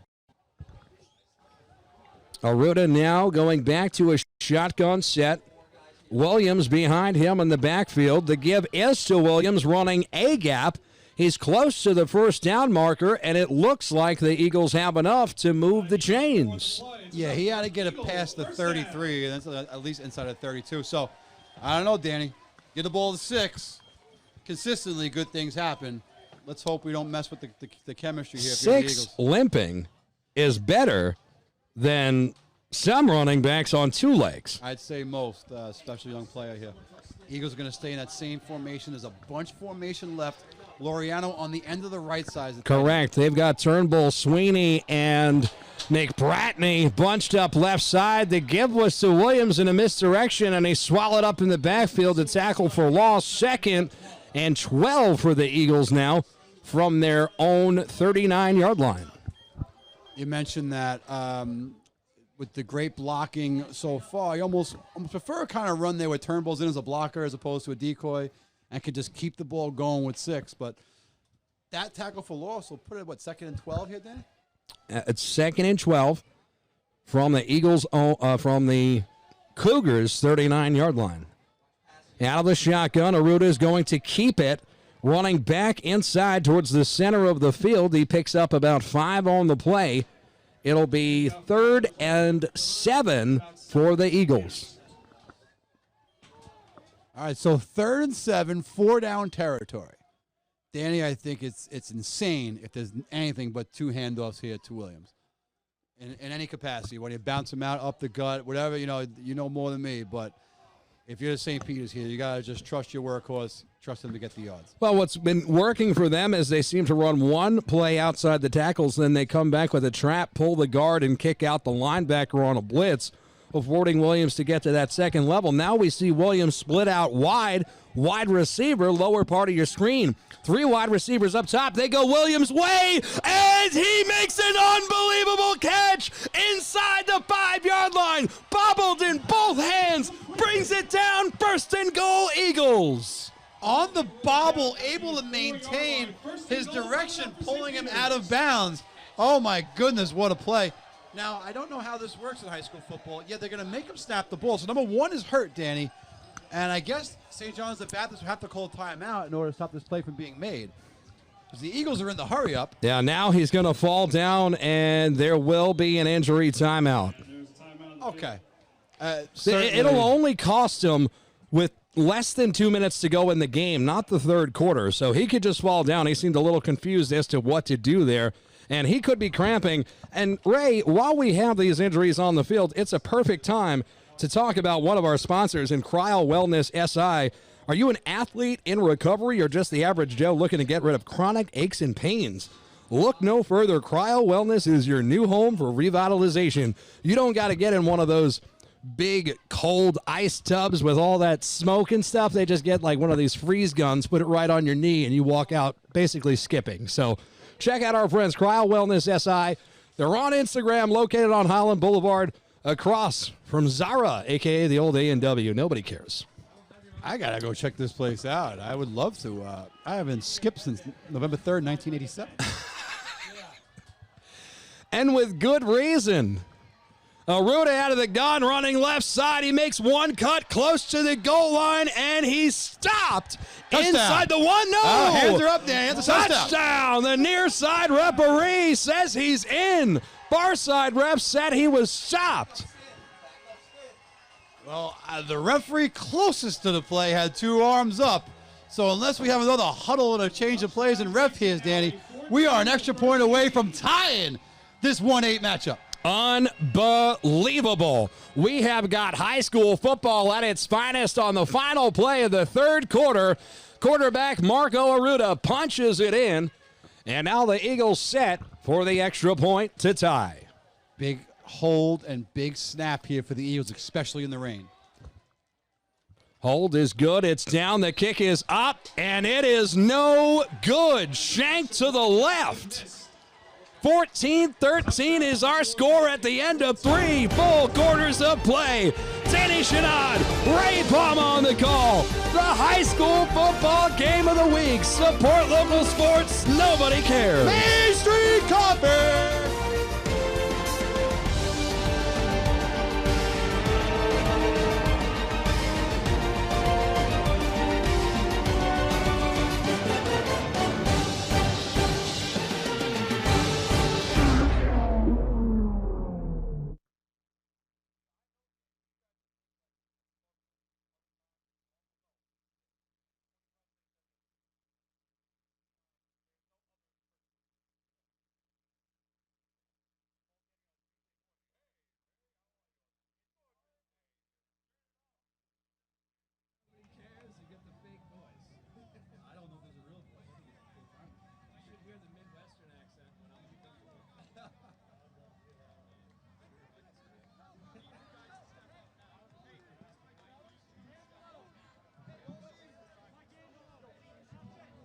All right, they're playing Rocky music, so you know what that means. I'm going to run down to the field and spear a stranger. Put your 4s in the air. The missed extra point will provide a certain level of urgency for St. Peter's. That's a little less than in a tie game. A break for St. John's the Baptist. It has been a great high school football game Yeah, early on. We got royalty from the sports book here. Charlie DBAs from the Staten Island Advance hanging out with us, seeking shelter from the storm like Bob Dylan. The Eagles set to kick deep. And it's a beautiful, towering kick fielded at the 10-yard line. Receiver makes one cut, runs across the 25-yard line, and he's tackled at the 28. That's where the Cougars will take over on the heels of a good kick return from Robert Holder. Good to see Simmons. Was it Holder? I thought it was 22. 23, I thought. Oh, okay. Could have been 23. Great return by Holder.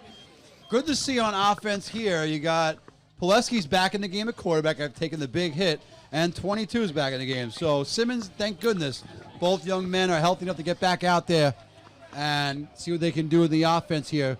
St. John the Baptist offense has struggled mightily here in the second half. Absolutely. You can argue it was the St. Peter's Eagles that made some critical adjustments in the locker room, and it shows what was always a one-possession game is now just a one-point game.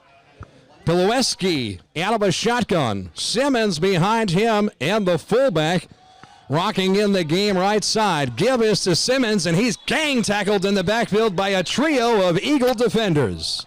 Kind of one of the first times all day where the Eagles have been able to almost get into the backfield with Simmons there.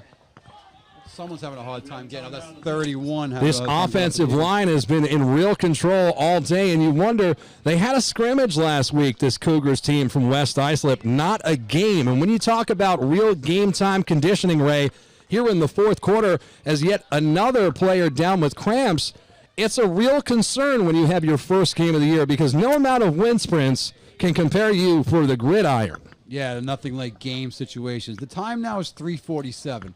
Let's say the game started at 1:37. So it's over 2 hours of game time.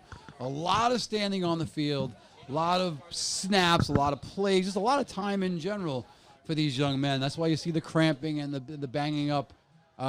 You'll see in the first game, and then the rain's not helping anybody there. No, it's not, and I'll tell you who's helping us, though. It's our friend Jimmy Max at 280 Watchog Road.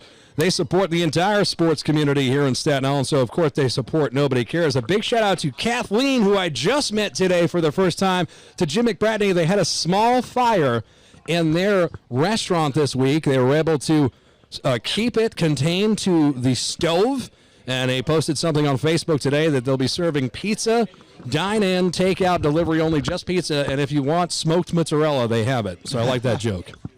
Well, the McBratneys are a staple here in Staten Island. Lovely people, but the establishment is what makes it, Danny. Don't think pizzeria. That is not a description of what Jimmy Max is. They serve pizza. Oh, and no. I guess today... Well, I'm just saying they're only serving pizza because of what happened. Yeah, but My whole stick's out the window because today they are only a pizzeria. But generally speaking, not a great They're a great restaurant, yeah. A restaurant, fantastic place. And like you said, Danny, they not to support Nobody Cares Sports. They support island sports and fundraisers island-wide all year long. I mean, we don't deserve them, but Lord knows we try our best to over-deliver. 2nd and 9 for the Cougars with a man in motion. It's a gift to the receiver on an end-around. Swallowed up, the ball is out, and we'll see who comes up with it. It may still be Cougars' ball as the ball went out of bounds. Nobody gained clear possession. It'll be a loss on the play of 3 yards. The Cougars still have it. Couldn't see who that was for the Eagles going after it. Might have been 35. It was Matt Sweeney, who was the last player to have a real opportunity at it. And the rain, the wet ball, he dove on it. He did the right thing. He wasn't trying to pick it up and run with it, dude. But that wet ball just popped out from underneath him like hungry hippos. He could not get that one. And that's Lisbon, the star receiver on the reverse there. Didn't play in the first half. Little rusty. Ball control, a huge part of the second half of both teams. I'm sorry, did you not hear my hungry hippos 80s reference? I mean, that was incredible. I wanted to leave it on its own. It was so good. I didn't want to step over it. I had to come back to it. I just had to pat myself on the back. Out of a gun, the running back in the game is the backup back, and he is gobbled up by the Eagles right in the trenches. We'll get a number. That's number 32 for the Cougars who got the carry. Michael Angelo, the 5'8 back, 190-pound junior. And Danny, so the Eagles, after the missed extra point, are going to get a 3 and out here. They're going to get this ball back. He might be a senior. If it says 24, are they graduating this year? Yes. He's a senior. You guys confuse me with this stuff, man. these kids will graduate Christ technically alive. next year, 2020. Either a tornado or a T-Rex just put its right paw on the roof of this building. Either way, I think we're okay. That might have been Clubby Neer, linebacker coach above us for St. Peter's. He's So a pretty tornado athletic. then. Got it. Got it. Nears are tornadoes. Seeking contact wherever they are. Out of a gun, they'll be punting here on 4th down. Laundry on the play. A beautiful booming kick. Williams lets it go, and it takes, oh no, a non-contact injury as Williams falls down to the turf. Doesn't go for the ball, and we hope that this is just a cramp. Yeah, we certainly hope. We noticed, we pointed out earlier on, Danny, he looked like he was kind of limping a bit, and he went to go pick that up like he did earlier, Danny. If you remember a few times, he's been a little adventurous on those punt returns. This time it looked like he kind of thought better of it due to his physical status. He's kind of being helped with the field right now by Turnbow and He could have been favoring an injury, and when he went to kind of bounce back naturally with his second nature, just didn't realize how much pain he was playing in.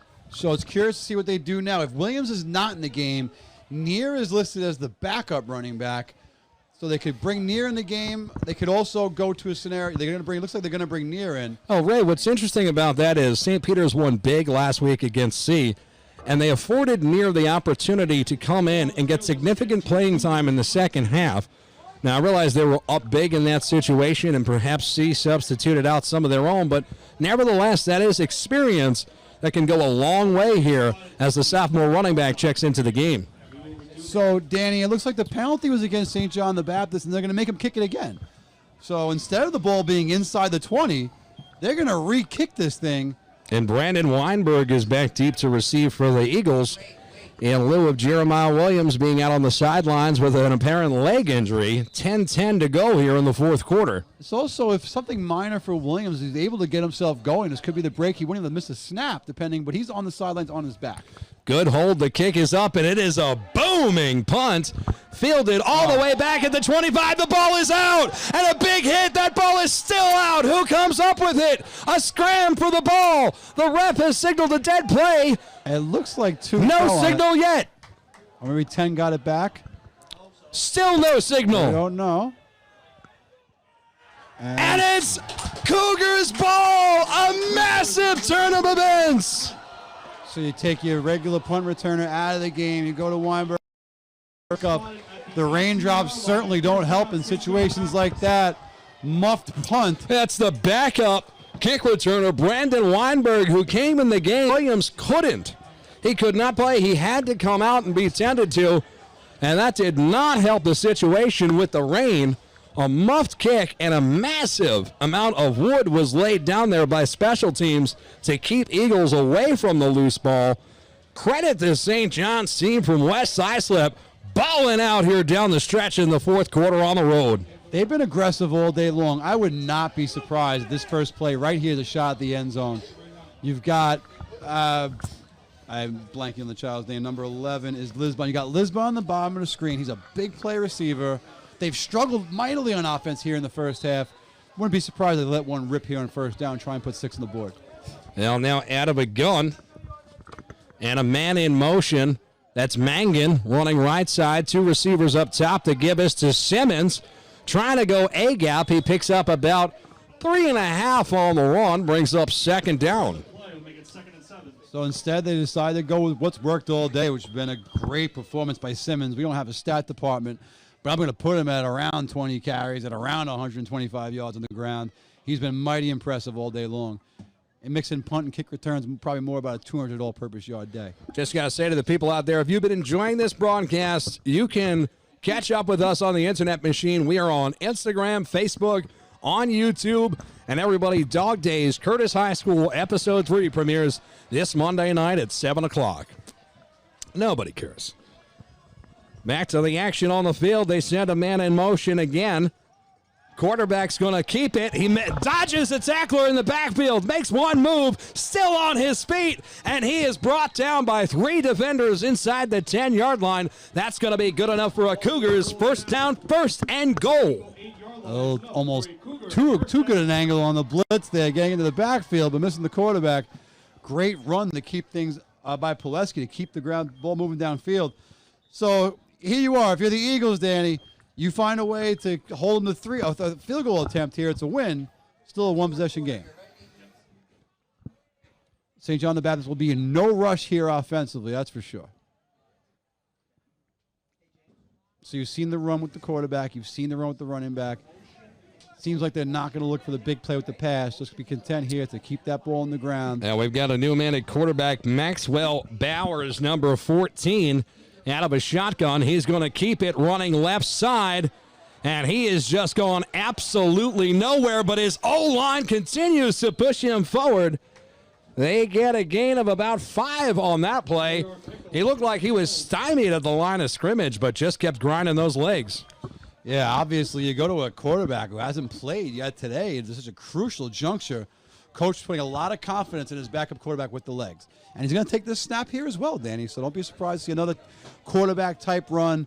Maybe go back to the tush push, which was successful early on. I'll tell you, Ray, they got 5 on that play. They only need 4 yards to go here at 2nd and goal. Lisbon.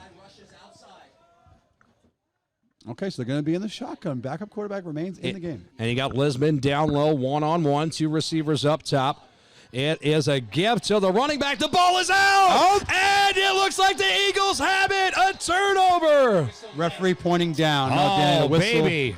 Yeah, Down. you saw.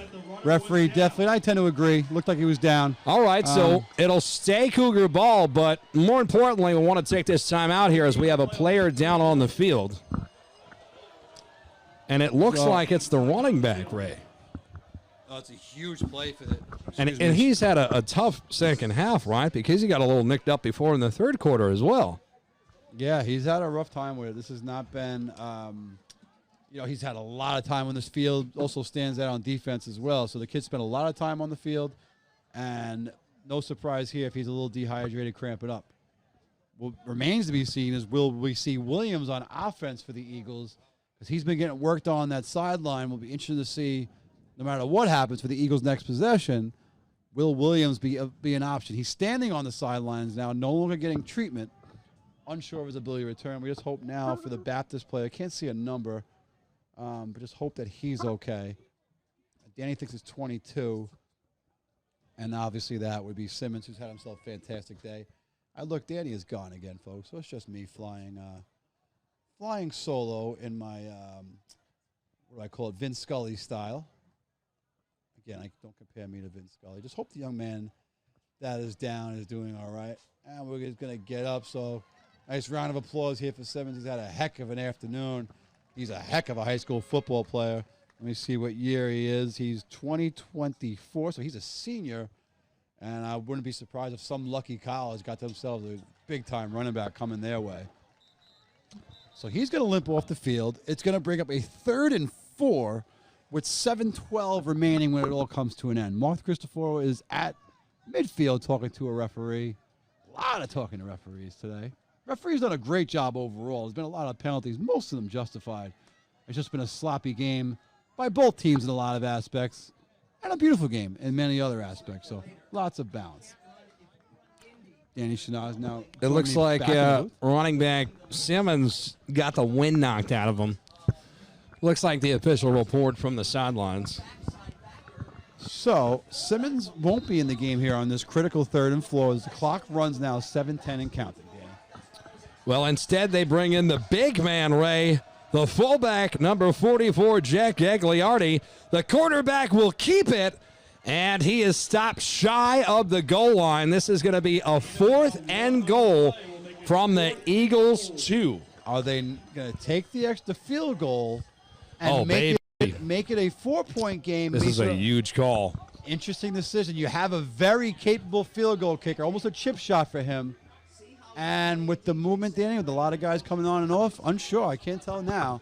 Well, they are leaving the offense on the field. We do not see Lance Mayberg trotting onto the field. We see the quarterback, Paluski, making his way to the huddle. He gets the call from the sidelines. It's a 4th and goal for the Cougars from the Eagles' 3-yard line. Approaching the 6-minute mark here in the 3rd quarter, and this 12th man has to get loud if they ever have an opportunity to do so. 4th quarter.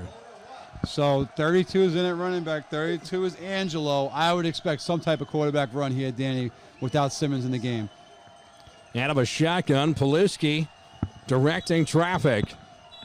We appear to have a timeout taken by D. Cristoforo and the Eagles. He wanted to see what offensive set the Cougars were going to come out in, and now after seeing it, he decides to call time. Well, the set had the Eagles spread out and opened up the middle for the run there, so I'm imagining Coach Cristoforo did not like the way his defense was lined up and elected to burn one of his timeouts.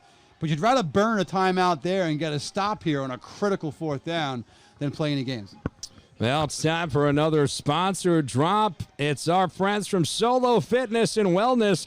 They share a store with our friends at Crowell Wellness. It's Staten Island's best-kept secret. Well, it's out. They've got a sneaker store, an indoor basketball court, gym, and sneaker factory, and they're a proud supporter of the Nobody Cares Sports Network. Make sure you follow them on Instagram, Solo Fitness and Wellness, proud supporters of local sports and Nobody Cares. Danny did not stutter. They have a sneaker factory. Like, you can go there and get like custom like sneakers, custom-made Nike kicks. but like made, like, you know, like by hand, by machine and stuff. Danny's having a mild allergy attack here. That does not sound good. What's happening? I'm allergic to 3-hour high school football games. It's okay. Nobody cares. Back to the action. So, 4th down. He's going to come back in the shotgun. Listen to this 12th man. Lisbon is in the slot if they elect to go with the pass. Piluski out of the gun. 3 wide receivers top. Now 1 runs in motion left side. That's Lisbon. Piluski. Play action. Left side of the end zone. Incomplete. A turnover on downs. The Eagles will take over at their own 3-yard line. If you're St. John the Baptist, your logic is, worst case scenario, St. Peter's needs to go 93 yards to score a touchdown. So that's the case for them. If you're St. Peter's, the only scenario you wanted is a chance to do that. So they'll have possession. Matter of fact, Ray, add another 4 yards. They've got to go 97 yards if they want to do it. With 5:45 remaining, maybe not 97 yards. I'm not sure what the range is for their field goal kicker, but I know they have one. After the missed extra point, the question will be how. In the words of my Spanish brethren, poquito, he's got to get like 15 yards out, and I think he could bury it. Paquitos, those taco things from 7-Eleven. I love those things. Those are taquitos, and those actually. That's not a good thing to eat. You can't eat those things. The things that roll. I mean, not every day, but once in a while they build character. Here we go, Danny. Amen. Back to the action on the field. It's a give, just trying to get a little breathing room, and nothing there. Stuffed like a brick wall by the Hog Mollies up front. So if you're St. John the Baptist, you're going to look to take Williams, who's back in the game at running back, away.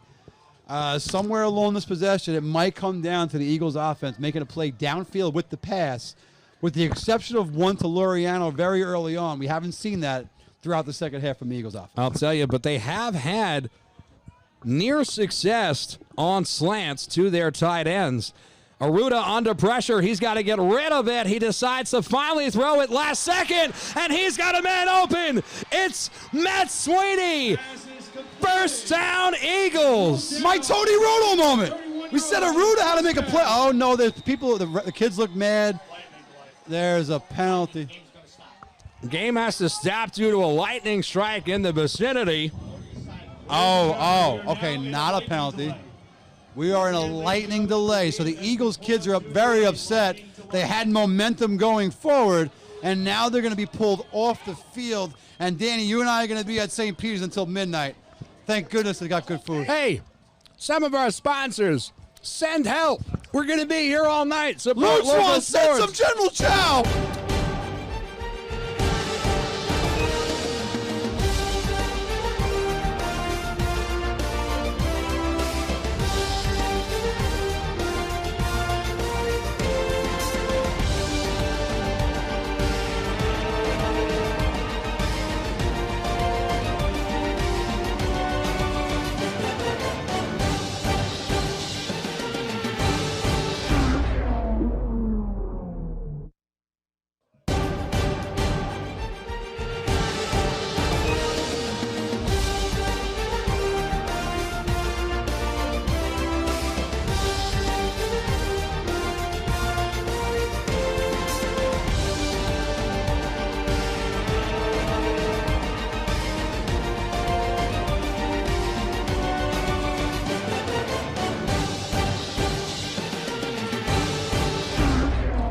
Welcome back, ladies and gentlemen. After much delay, the storm has subsided, and we have ourselves a tremendous finish as we rally down the stretch.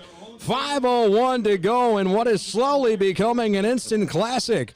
I'm Danny Chanod, Nobody Cares Sports, doing play-by-play. Ray Palma, color commentary, back in the booth. Let's rock. Big question, how will the rest affect Williams, injured previously in the game here at tailback? Aruda under center rather than under the gun. Williams is back in the game. He takes the handoff, makes one man miss, and is swallowed up. He gets about 3 yards on the play. It brings up 2nd and 7. Say those words a lot, Danny. He takes the handoff, makes one man miss. I think that's 7 anyway. So here we go. Aruda, Danny, as you pointed out, under center there, I think the first time today. So showing some diversity coming out of the timeout, the long lightning delay. Long lightning delay, and there was some booming thunder. I think these running backs from both teams might have sparked up something with Mother Nature with the way they were running this game. Now, approaching the 4-minute mark here in the fourth quarter, Aruda under pressure, rolling to his right. He'll just throw it out of bounds. A smart play from the junior quarterback. That's scored on the 64 tackles last year as a sophomore. No tackle there, but certainly putting pressure on the quarterback, doing great things. The coaching staff of St. John the Baptist looks upset about something. Oh. They wanted a grounding, we're told here. It looked like he was outside way the tackle. outside the so. pocket. Don't know about that one there. Hey, man, if you don't ask, you don't get. Closed mouths don't get fed in this That's world, right, Danny. sir. So there we go. You got to try everything, you know. Lord knows, thanks to Jennifer, I've been fed today. I'm burping up hot dogs left and right. What a here. sweet, sweet lady. Well, Aruda back to the shotgun. 3 wide receivers stacked right side. It's Turnbull, Sweeney, and it also looks like it is McBratney. Early on, sorry, Dave. No timeout on the field, Ray. Early on, St. Peter's didn't like the look they had defensively. Called timeout, worked in their favor. Now, offensively, in a huge down here, don't want to take any chances. Offensive coordinator, forgetting the name, blanket on my name. No, it's all right. John Velasquez is over there in the huddle with the offense, along with Coach Cristoforo. The building of the defensive staff with Clubby Neer and Dean Mercuris and Rob Sika has allowed the defense to be run by those guys and Coach Cristoforo to contribute on the offensive end, along with Coach Velasquez. Now, Danny, at one point in the first half, we did see the rifleman come in an obvious passing situation. Question is, with the rifleman being more of a natural thrower than Aruda, will they go to that again, possibly in an obvious passing down? Listen, it's a great option to have when you can wheel out another quarterback from off the bench that's equally as versatile, move out of the pocket, and can sling it. So they both can do that. Now, this St. Peter's Boys High School, you may not know it, folks, but they are an official supporter of Nobody Cares Sports, founded in 1917. We appreciate everything they have done for us, and they've supported us since the jump, Ray. And I think it's because you went here for 1 year. Aruda out of the gun, rolling left. He's got room up the middle, now going right side, turning on the Jets across the 40, dragged down at the 35-yard line. First down, Eagles. You take your best athlete, one of your best athletes, or you put him at quarterback, good things happen. Coach Cristoforo told you at halftime, Danny, that he wanted him to keep his eyes downfield. He did. Everyone was covered. Tuck it and run. Biggest play for the afternoon on the Eagles. I'll take it a step further. My man ran completely east-west, ran left of the tackles, cut it back across right of the tackles, and picked up 40 yards on that play. 1st and 10 Eagles from the Cougar 35. The give is to Williams, running right side, and he is tackled hard and high by Joey Rivera. Oh, that's a big hit by 9-1 there. 91 I had. 91? Either way. Impressive hit. Danny's opening some windows as the rain has subsided. That's the bees. There's bees There everywhere. are a lot of bees in here. So you've seen Aruda on the run, then back to Williams. Question remains, would the Eagles be willing to open up the playbook offensively? Danny putting the window directly in my line of sight. I apologize. I'll bring it back down. No apparent reason. Here we go. Aruda under center. The give is to Williams. Almost had the ball stripped from him. A great defensive play made that time. Number 20 coming up with the tackle. That is Caligaro Rosado. He doubles as a linebacker and defensive back. Ball at the 30-yard line, so that's a 47-yard field goal, 46-yard field goal, but the 29. not a field goal situation here. So 4-down territory for the Eagles. Certainly not ideal for any high school kicker, especially given these conditions. It was hot and dry to start the game. Now it's simply humid, muggy, and wet. Aruda out of the gun. He'll keep it. Williams is his lead blocker, running right side. He appears to be 3 yards shy of the first down marker. It'll be 4th and 3. This is as do or die as it's going to get for the Eagles. I believe they have one timeout remaining.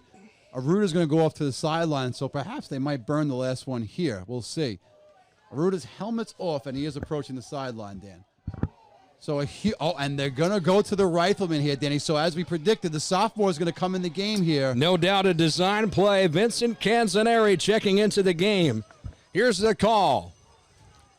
Putting the young sophomore in the biggest spot of the season here for the Eagles in their offense. It'll be a shotgun set. Turnbull, Sweeney, and McBratney bunch left. The give is to Williams. He's got to have it and does. Up the gut. We got a house call. Touchdown, Eagles. So for the Eagles offense, you bring in the kid known for the pass, and instead of the pass, you go to the kid who's been carrying you throughout the first 2 games of the season. Williams, one cut up the gut, and Danny, the Eagles are 3 minutes away from taking this thing home. What a gutsy call, and I say that with an emphasis because Williams banged it right up the gut. What a go-ahead touchdown. Now, not sure. Another flag here. Not sure. It could be for maybe a little celebration. You don't need that if you're the Eagles, that's for sure. Well, it looks like we have a sideline warning going against the St. John sidelines as the ref is backing up the squad. They're supposed to be at the 30. And they're all the way down at the 20-yard line. Well, that's imperative, Dan, because now the Eagles are going to get half the distance to the goal if that's a penalty on St. John the Baptist. It'll be on the kickoff, Bob? Or the kickoff, so it'll be choice. I would imagine they take it here to get closer because they're going to go for 2 here to make it a 7-point game, Danny. I like what I'm hearing from you. It sounds like you know what's going on. Well, you just want to take the penalty yards, get yourself a little bit closer would be the logic. Well, the ball is placed at the 3-yard line. Aruda out of a gun. Laureano, the tight end, is the wide receiver, split at the bottom of the screen. Williams in motion, top left. Aruda rolling left. He will run, and now just chucks it out of bounds. I've never seen that quite. He just kind of took it sideways and threw it toward Henderson Avenue on that I one. have All right. seen Johnny Manziel do strange things on a Sunday after he was at his, all his establishments on Saturday night. I don't know. But good job from Aruda not taking a sack on it and just getting rid of the ball. No turnovers. Danny, St. John the Baptist #1 here in the AA and the CHSA. #1 in the AA division. St. Peter's is #8. So St. John the Baptist has what's called the most power points. If St. Peter's holds on this last minute 50, St. Peter's, Danny, will not only take the power points from St. John the Baptist, but will then take power points anytime St. John's the Baptist wins a game the rest of the way. So essentially, if they can hold on for this next minute and 30, St. Peter's is staring down the barrel of their almost guaranteeing themselves at least one home playoff game in the upcoming AA playoffs where you knock off for #1 It's incredible. It's like college football. FBS standings are getting shaken up here in week 2. It's a questionable system. I don't know if it makes sense. I can't say I love it. Don't start counting your horses just yet, Buster, because it's Lisbon sent back deep to return for the Cougars, and he's got something to say, same as his counterpart, Shamir Lisbon. I believe that's his brother, sir. I would imagine some kind of a relation. If you're the Eagles here, you don't want the ball in 11's hands under any circumstances. We'll see if they'll do a squib kick. It's Coppola. Set to kick. Off the tee, it is a squib kick down the heart of the field. It's fielded there by Lisbon on the right side. He's going to take it up the gut, and he's still on his feet, but the Eagles will trap him at the 37-yard line, and that is where the Cougars will take over for what is seemingly going to be their final drive of the game. Will it be a winning drive? No surprise there. Who's on the tackle? Turnbow. All over the field, all game long for the Eagles. Leading tackler, making a big play there on special teams. So, Danny, field goal not in play here with a 5-point lead. St. John the Baptist will have to find a way to put 6 on the board. Unbelievable. This is a classic. It's live right now on the internet for free. Make sure you're sharing this all over town. This is the high school football game of the week. They said Catholic school, but I'm declaring it New York City game of the week. This one is coming down to the wire. Peluski in a shotgun formation. 3 wide receivers. 2 bunched down low, 1 up top. The Eagles send a blitz on the outside. Under pressure. Peluski takes off, holding on to the football, only gaining 2. The clock continues to run, and now a timeout called on the field. Joe Jack in coverage, and I believe 19 Eddie Reethorn. Double coverage there down the field on their top receiving target. Great job by the Eagles defense there. He had nowhere to go but take it on the run. Beautiful job defensively. St. John the Baptist now, you call what I believe is your first time out of the half. Minute 16 remaining here in the fourth quarter. Again, they will need to find pay dirt. Field goal does nothing for you. Hope you're enjoying this, Mrs. D. Aunt Jane over there on Brookside Avenue. St. Peter's and the Eagles have put it quite on the show for all of us here this afternoon. Put on a show for all of New York City and anybody around the world that might be tuned in. We know people all over the country like to see what's going on with New York City sports, and they're out there right now getting their money's worth, and it was free. Free thanks to our sponsors. We read them all day long. I'd be remiss to read them all now and forget one, but thanks to all of you, we get this last minute of high school football. What's been a special day down here in New Brighton. You said it, Mr. Peluski under the gun. 2nd and 8 for the Cougars. 3 wide receiver set, 2 left, 1 right, 1 running back in the backfield under pressure, and he's going to be sacked. The ball has come out. Who comes up with it? And the referee signifies it is still Cougar football. Danny, look at the aggression from the Eagles defense. 3 guys back behind, 8 guys below the line of scrimmage there, bringing the wood aggressively. The Eagles have made mass subs defensively, near on the tackle there as well as they come off. So it seems like they have more of an aggressive first down defense and then more of a speed defense to get to the pass rush, Danny. Ray, thank you for bringing up the fact that they're laying the wood. With the price of lumber these days, these boys are handing it out at the premium. Unbelievable defensive play down the stretch here from a seemingly outmatched dog defending their home turf in the St. Peter's Eagles. I thought you were going to a sponsor read about a lumber store right there for a second. I wish we had a lumber store. That's where I thought you were going, Danny. Oh, man, I'm sorry. No, we don't have Farrell Lumber. I don't think they're around anymore. I wouldn't even know where to go. So my guy, Coach Kosh with special teams, John Velasquez, Rob Seeger, Dean Mercuris, Clubby Neer, and whoever else I may be forgetting or not knowing along the Eagles and sideline. Also, shout out to these coaches from St. John the Baptist who've joined us in the booth today. Class Not act. fed up with us. Absolute class act. We appreciate them. I've gotten no dirty looks, or at least I haven't seen them. Class acts all the way. I had the pleasure of speaking to Coach Alba before the game. Class guy, class organization, and It helps exciting last minute. Helps that you do the broadcast with blinders on as well, Ray. 1:02 to go, 19-14. Eagles lead by 5. Peluski out of the gun. Looking right, throwing right, and that ball sails out of bounds. 4th down coming up for the Cougars, and it all comes down to this. St. Peter's is 1 snap away from pulling off what will be a massive upset in the Catholic League AA division. A massive upset for them. Like I said, will get all of their power points and make a massive stand and become 2-0 for the first time since 2015, Dan. A massive upset if this stands. 4th and 13 from the St. John Cougars' own 30-yard line. The Eagles roll out in prevent D, a 4-man defensive front, and they'll have their linebackers at least 8 yards off the line of scrimmage. And you got Turnbow standing right at about where the first down marker is. No surprise there. Now it's Davis showing blitz left side. Peluski loses it in the backfield. It's picked up by Bowers, and he's going to be tackled, and the Eagles are going to walk away with a victory. St. Peter's defense has made the big play all day long. The first bad snap or anything from an offensive standpoint there at the worst possible time for St. John the Baptist. And Danny, we're 1 kneel down away for one of the biggest upsets I've ever seen, Dan. On the final play of the game on offense for this Cougar squad, It was Paluski who wasn't on the field. Maxwell Bowers came into the game, couldn't handle the snap. Turns out to be a sack and a turnover on downs.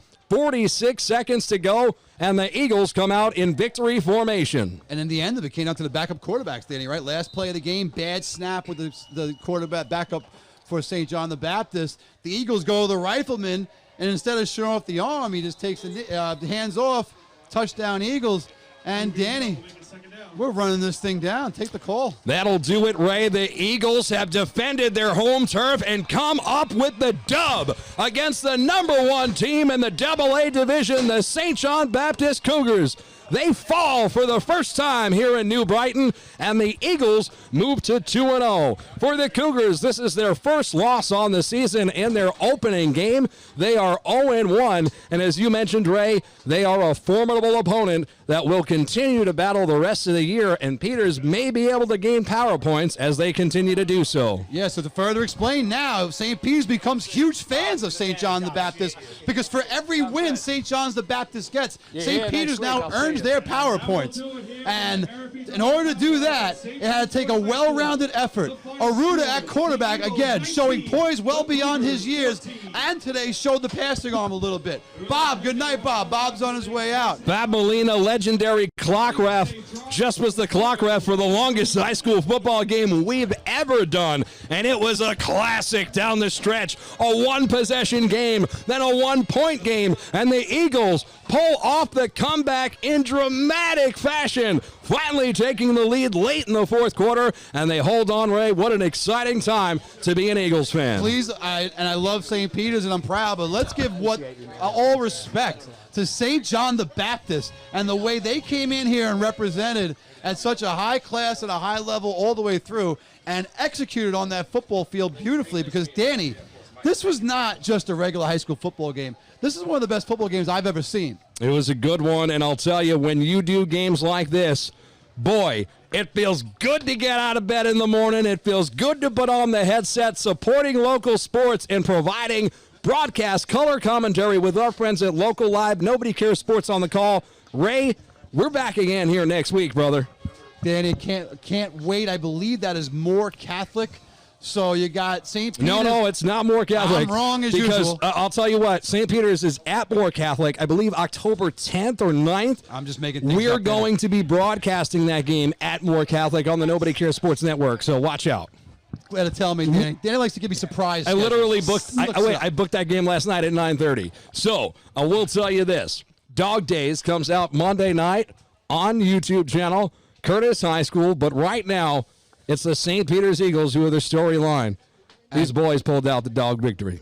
And hey, to my full disclosure, my good friend Martha Cristoforo, I know that the comeback hasn't been easy, raising 4 kids at home and balancing things. I know Mrs. D's not feeling very well, but today she got to watch her son and his staff write an absolute masterpiece from a play calling perspective and everything else. Shout out to St. Peter's, great job. Danny, shout out to you and Nobody Cares Sports. And as always, shout out to the greatest place on God's green earth, Main Street Coffee. And all the other sponsors, we appreciate you for supporting local sports. The final score here from the Harry P. Doherty Athletic Complex. The St. Peter's Eagles 19 and the St. John Baptist Cougars 14. Until next time, nobody cares.